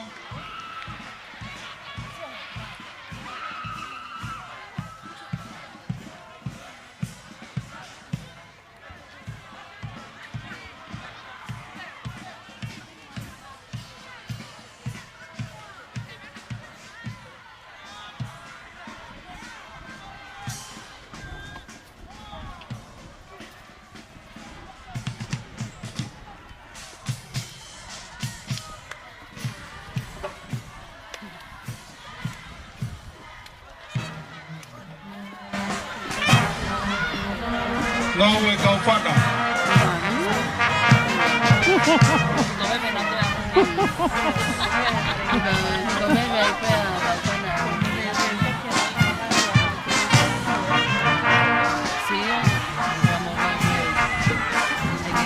Em mà phụ nữ một cái chuyện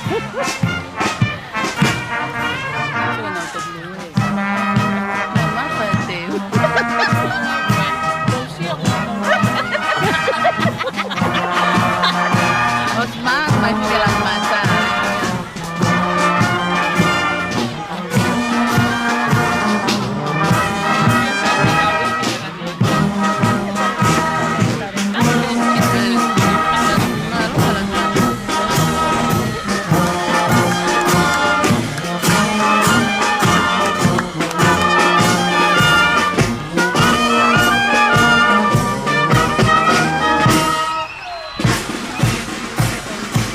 Whatoe ko kau wifi ko i whatahataha i a koris o whangahau. Pēke a ko mālunga i wā.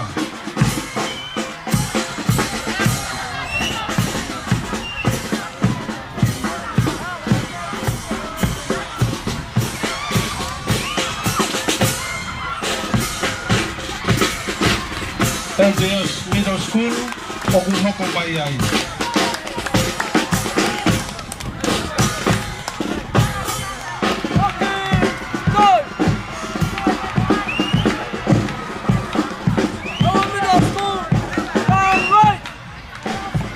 Ai koe middle school sina ewa whakate na whapapa.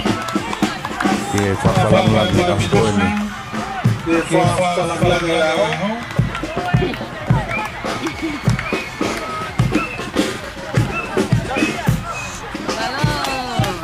whakitete o ngahi a kongo na spoti. Middle school so ena ai mamonga. Ena o kau mai mena o toro ki tau spoti. Hoko mai, whare ke nani. Whare ke nani e ni hoko mai, mana ke whakote na o whapapa. Ki he whawhalangalangi a hako ni. Hako hama.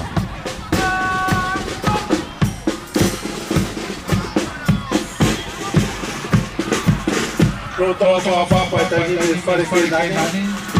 E whawhalangalangi a hoko. Whare ke nani.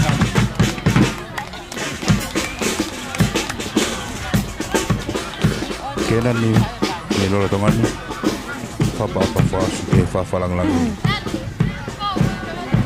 Whare kena ni tukolahi a pita kena ni e tauni.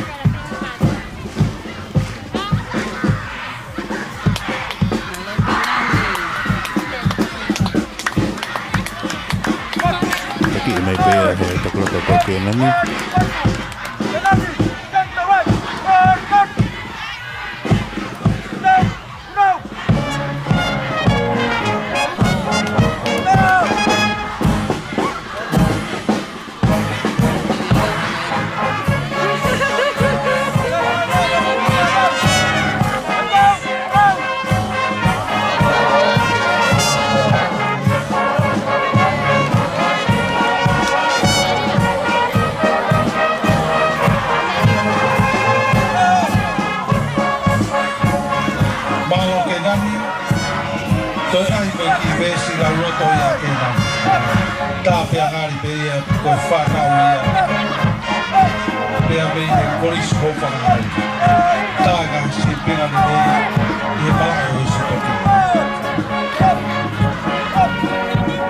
Lawa e whapapa koe me kena ni kore se wahau.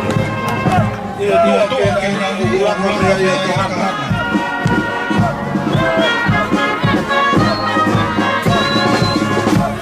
Kati mai e whapapa ke la whewhine.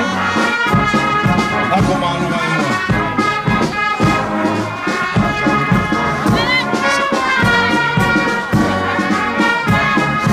Lavenia vahia.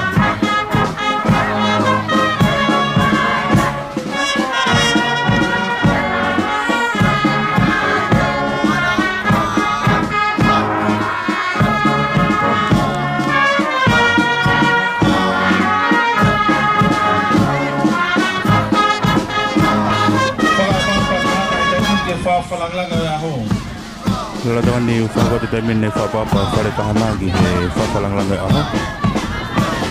Nau i te ngolan mata te whapapa makehe koe ki whawhalangalanga aho koe ni hama. Whare tahana e lola tangan ni whako mai nau slow march i te liki koe ni whawhalangalanga.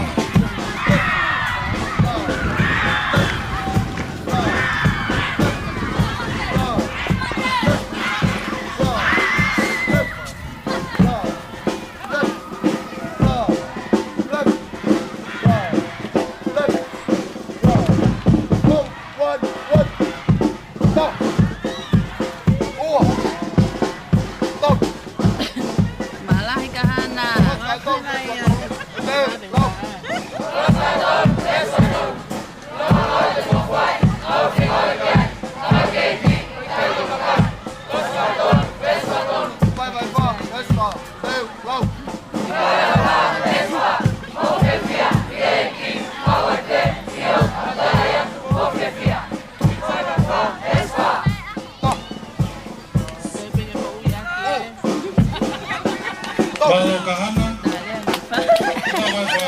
kahana, ay mo na okay sila. Marah kahana. Bari kahana.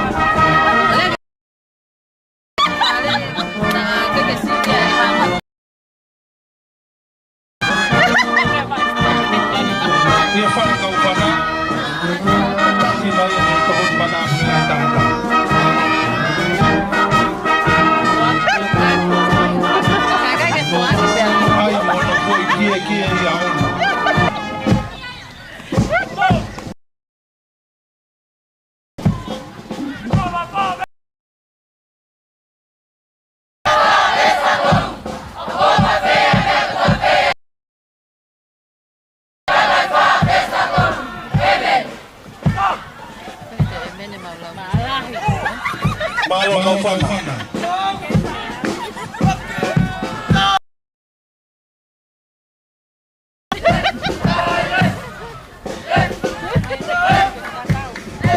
Palei kau falai.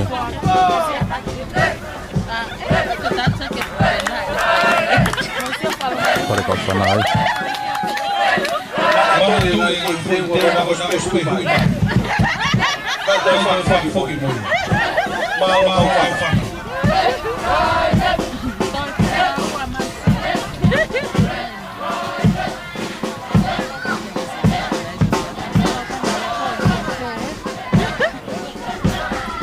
Kau kok ben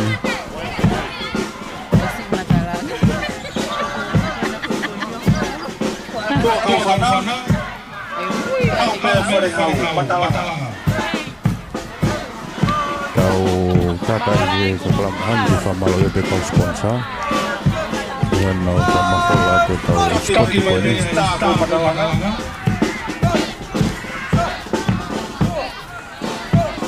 kau main di lan pulau Matalang.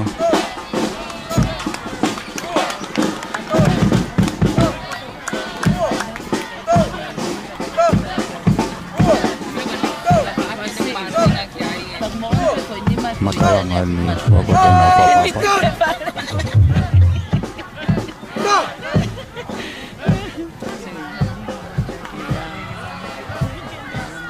Mana ke lawat yang lawas lalu tu.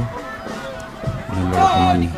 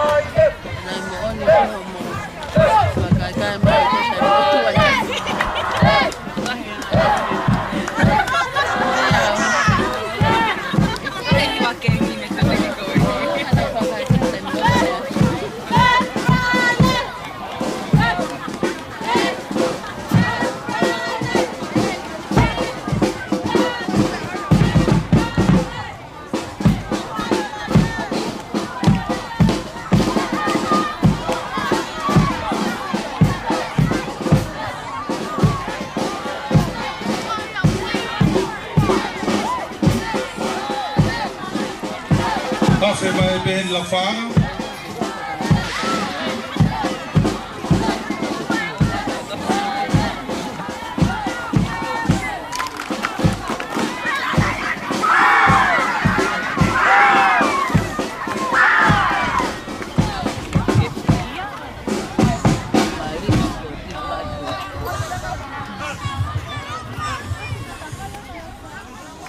Kata ke kai whare ki unua ke pe ki loto, whaitu ko kuia e whi, taha ke pe ki loto. Unua te pēmulak whaaga. Aia koe lava i e laka e ahoni. Te teo ten tautolo ki he whaki pare. I he lolotonga ni. Tau whangongo ai ki he komiksi poti. Sari, tau turewa ki lalo i he tainimi. Ke no whaki atu. Ai ngahi pare. Oua te moutoe longo waa.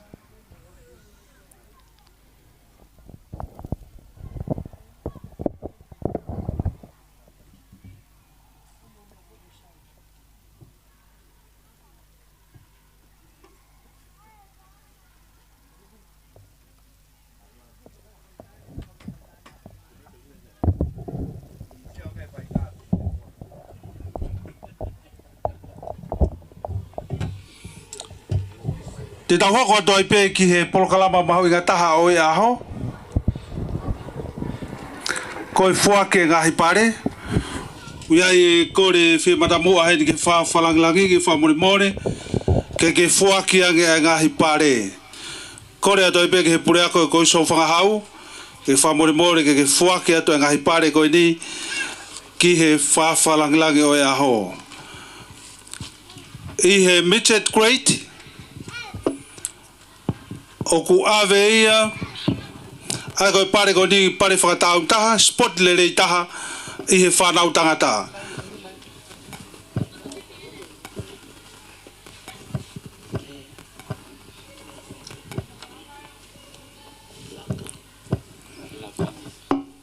iyo i he apiako teunga spot le rei taha mauia e he LDS Middle School Kataki pas mai LDS Middle School api ako laka mau mo whakawhataha mauia he koriso whakahau whareke nani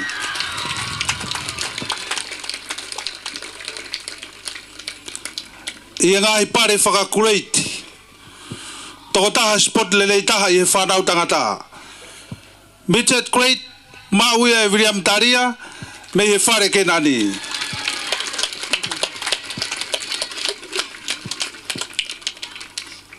Junior grade mauia e Ioane lava ke iaho pe me ke nani.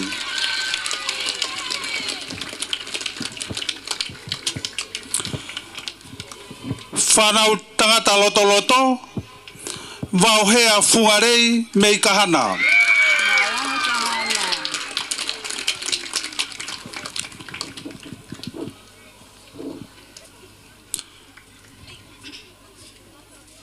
Senior grade mauia hei lala tangi me i kahana.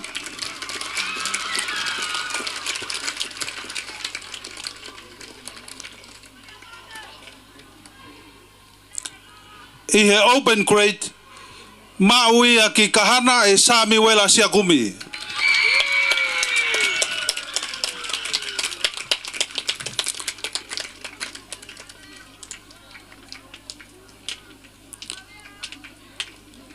I he whanau whewhine, spot le reitaha i he whanau whewhine, midget grade, keilana ato ia LDS Middle School.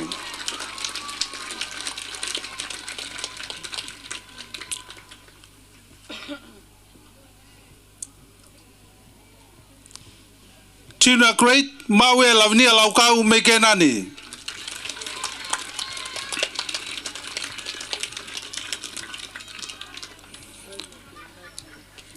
Intermediate grade, mauia ki Kaufana, Cassandra Simi.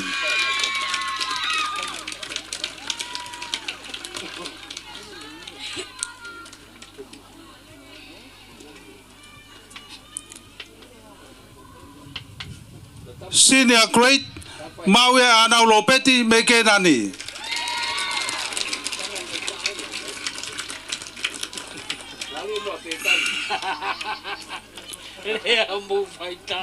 Open grade mauia Eva Taria Meke Nani.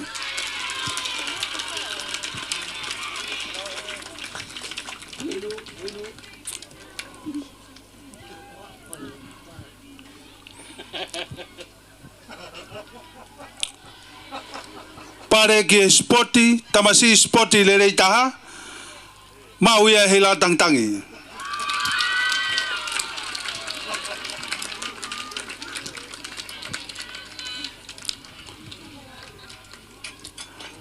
Taine spoti le rei taha,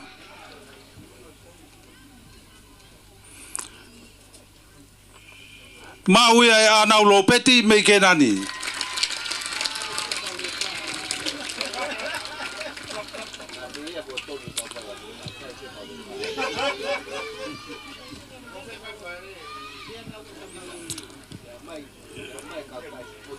Ngahi pare, pe koe ola whakatoa o i whiauhi sipoti.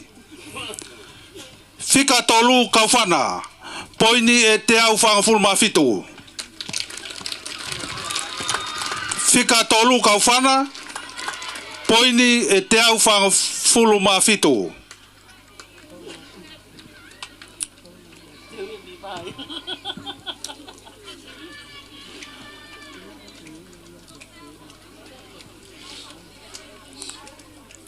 Whika ua kahana, poini e te au ono fulu maono.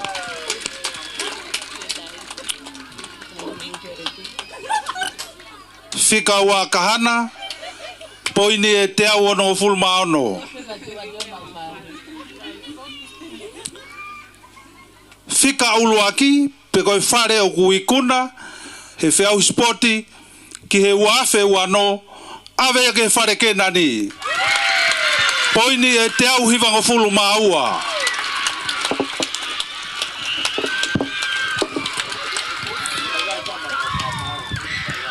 Poini e te au hiwa ua.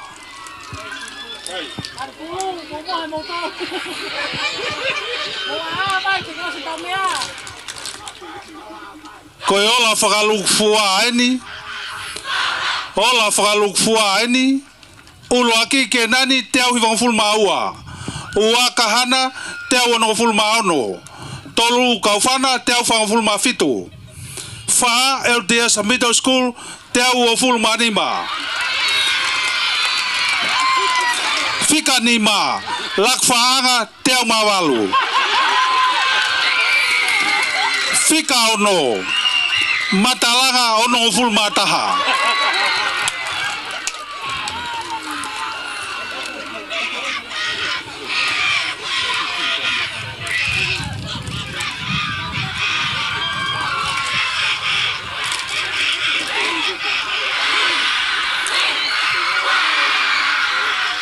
Mau penga i whakeke, mō kātaki, tau turewa ki lalo.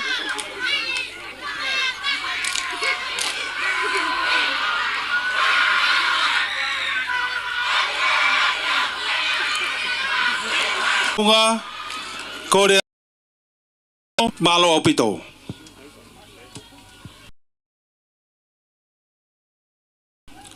Kātaki o toi mohu lak whaanga. Kauwhana. Muude ya. Muude.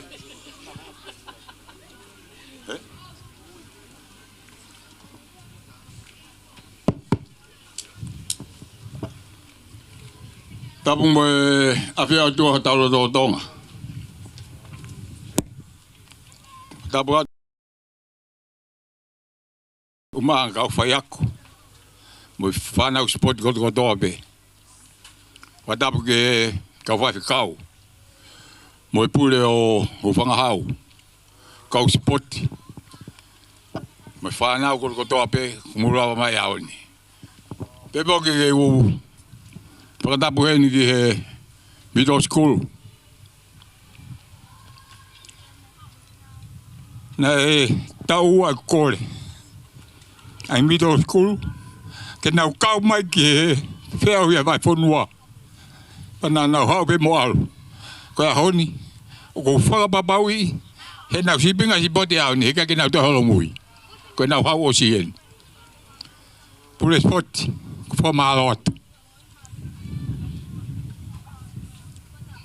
Whakafo e tau kau i tau he tau timi. O ko whamalo atu ai. Pe mo ke ku whamalo he ni ke kau tau i whanau. Pamalo atu ke kau polisi. Koi wa ini fo ke ia pe no ki lea. Maka ina ku ia haki mea malo hiangi e wahai. Ka koe kutui ku hao si potini. Ui ku mawhai ho mou takai he ngai tapa kotoa pe. Ka toi whanau ka ke utoi fu whaloloa. Ku lawa whanau ia ku taha eua. Toi koe, toi au. Ko ta whatongia koe teke, mo haa mo. Ai whatongia koe spoti. Uai hono lau maari e mea kotoa pe. Ka puri spoti.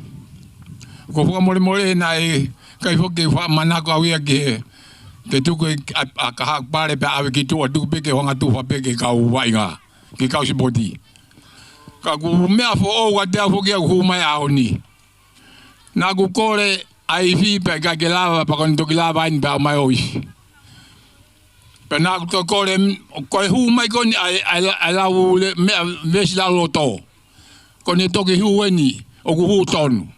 Hu tonu mai pe mo toenga e ku mo ui mo ku lau maari e o ku hoholo ki sa yone. Po tawange kau whanau ke tau hoholo ka atoa ki sa yone. Ka saya ewa. Ko toi pe ke tau ke hoholo ke he holo. O whalahi atu ka teki mo tolu. Ko tui koe mea ku mahu inga. Tuange tau whanau ke o malolo. Ku lava ki nau tolu. Ka tau toki hoko atu nau tolu. Le rewa e malanga kau tatau atu. Mahalo, kore pe ni ke pureako ko iso whangahau, Stephen Palo, ke ni whakamore more ka ni whai harea whakamalo e aho malo pito.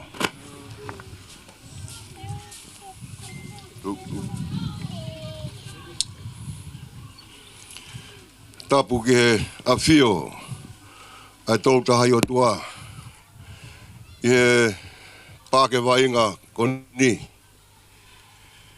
Tako whakaturo watu whawharangrangi. Kore peke u hou whanga atu he tala whakatapu ko ke a whaki. Ata mo ke whainga maari e koini ke whahofonga atu ai e pure ako. Ako maalunga. Kau maa e kau pure ako. Kau tokoni pure kau maa e kau titalahi. E ngahi ako anga unau kau whakataha. I whai wa sipoti o e honi. Ia pe ke whafonga atu. A hela tangitangi kau maa e whanau sipoti. Pe ke he toenga o e whanau ako. A nau tuu pepe a mea ngahi tēni ti o whai mea e nau fia fia. Mau whakamalo pe maloto honga ia moni. I o wheitau lalo. Ka ke mea mai ke whakalangangi. Ai sipoti. Ai wahe whonua i a honi. Teke mahare a whiunga ia. Ke whahofonga tuaki ai whakamalo koeni. O ku langi. Pe a honga ia. Ai whanau o wahe whonua. I o mea heni e a honi. Ke whai ono whakalangi. Kei ko ia pe. A koloa ia. Ai pāke wainga ko ni honi. Koloa ia e kau tau whanau. Ke ngata be I ho whakakoloa e whanau. Ia mea ngahi mawhai pa mea ngahi tareniti sipoti. Aku ke hanga o whai mo e whakakoloa whakalau maarie. O e kau tau whanau e hakoeni pa upehe e mau fia fia. Ke e whai toa e whakamalo koeni. Ko ia, hei beha toi e whakatangitangi atu. Ai ngahi ako angani ko hui ko e whanau e wahe whonua. Mau amanak le rei be te ke tari fie fia be ki mau tolo. Tu e mua ke whakato e bea e whatongia e fia fini. Whai e bea tau lotu. Whai tau whakawhetai. Ko ikuna ai ngā au e kafa o e tauni. Whanong ke ngahi vesi wholofola. Pea tuku ke tau kau whakataha e ngā vesi wholofola e ua. Nā e tau he aki he mara e nihoni. Vahe tolu, vesi wa tolu. Kolose vahe tolu, vesi wa tolu. Lau whakataha, teu, lau. Kolose vahe tolu, tolu. Ngau e te mwhai, ngau e whia ngau e ki ai, ngau e ki hei.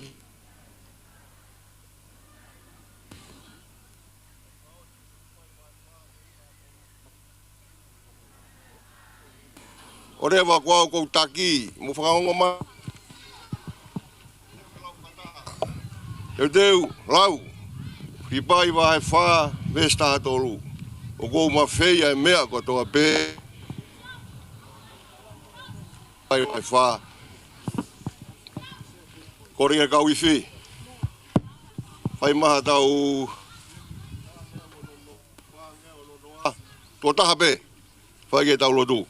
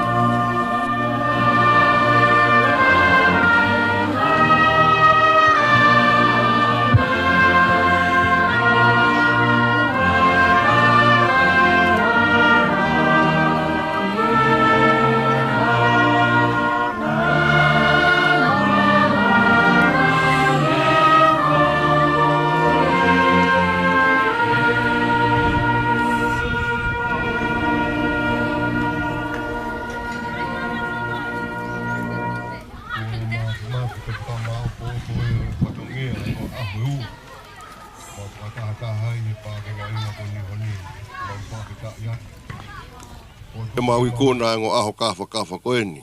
Mau whakamalo atu. Kei whakalau maari e rei e whawhalangangi. Kato e whatongia. Ta kulangi ai whakaha. Tareaniti e mau whanau.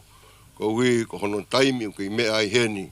Ke whai hono whakalangi ai whiauhi a honi. Malo kei whai rei ai alabaini kau maa whare matāpure. Whai rei ai Pure ako, kau mae, kau tokoni pure, kau titalahi, kau whaiako. Kau tau whanau, kau maa, ai whanau sipoti, pa pehe ke whanau ako, mau whakawhetai atu. Ke whake iwi, ai mawhai, taku langi, ai ongo aho sipotini, kau hui, koe tareniti ko ke whaki. Mau hanga tuku hoa whio whakatāpui mai, ai ngahi tareniti, ka tuke ona mau fiu he whaire rei. Mau tautou ngā wei a tareniti ko ke whaki. Ke whaia tu ake mau whakalangilangi I hoa whio. Hai tāpu ake mai. Ai ngahi iwi. Ka kawa ko whaki. Pe ke kresi ko teu ake ai whatongiani. Ke ou pe a langilangi. Mau ka mātuko e ahoni. Whafuki hao ki mau tolu. Ka mai ngai whatongia ko toa pe. O ku whakamohi pe mi ulu. E whanau ako e wahai whanua. Mau hufi atu, tataki pehe a Fiona. Maulo tume mau koreia, I kresi aiki, o whai o tua mo wheo, I o lau maari e manu ni. O tuku e mo whakatahangani, o nā hiri, kai whai pe o tā ngata. Emeni.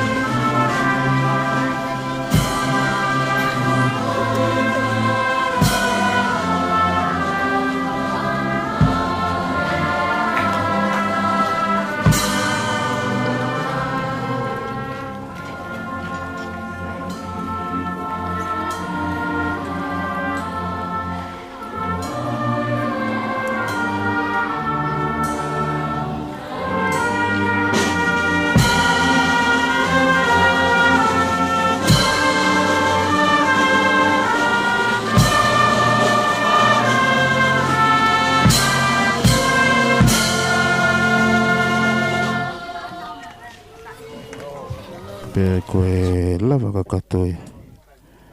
Wheu spiti koe. Ngahi ako koe au wahi whanua ewa. Ke tau koe ni. Tau whataonge pe. Na mō mamata mai. Ke te ke tau kuku. Atoi whamalo hen. Ke kau sponsor koe. Wheu spoti e tau koe ni. I ho mo tokoni mai ke whakapuang.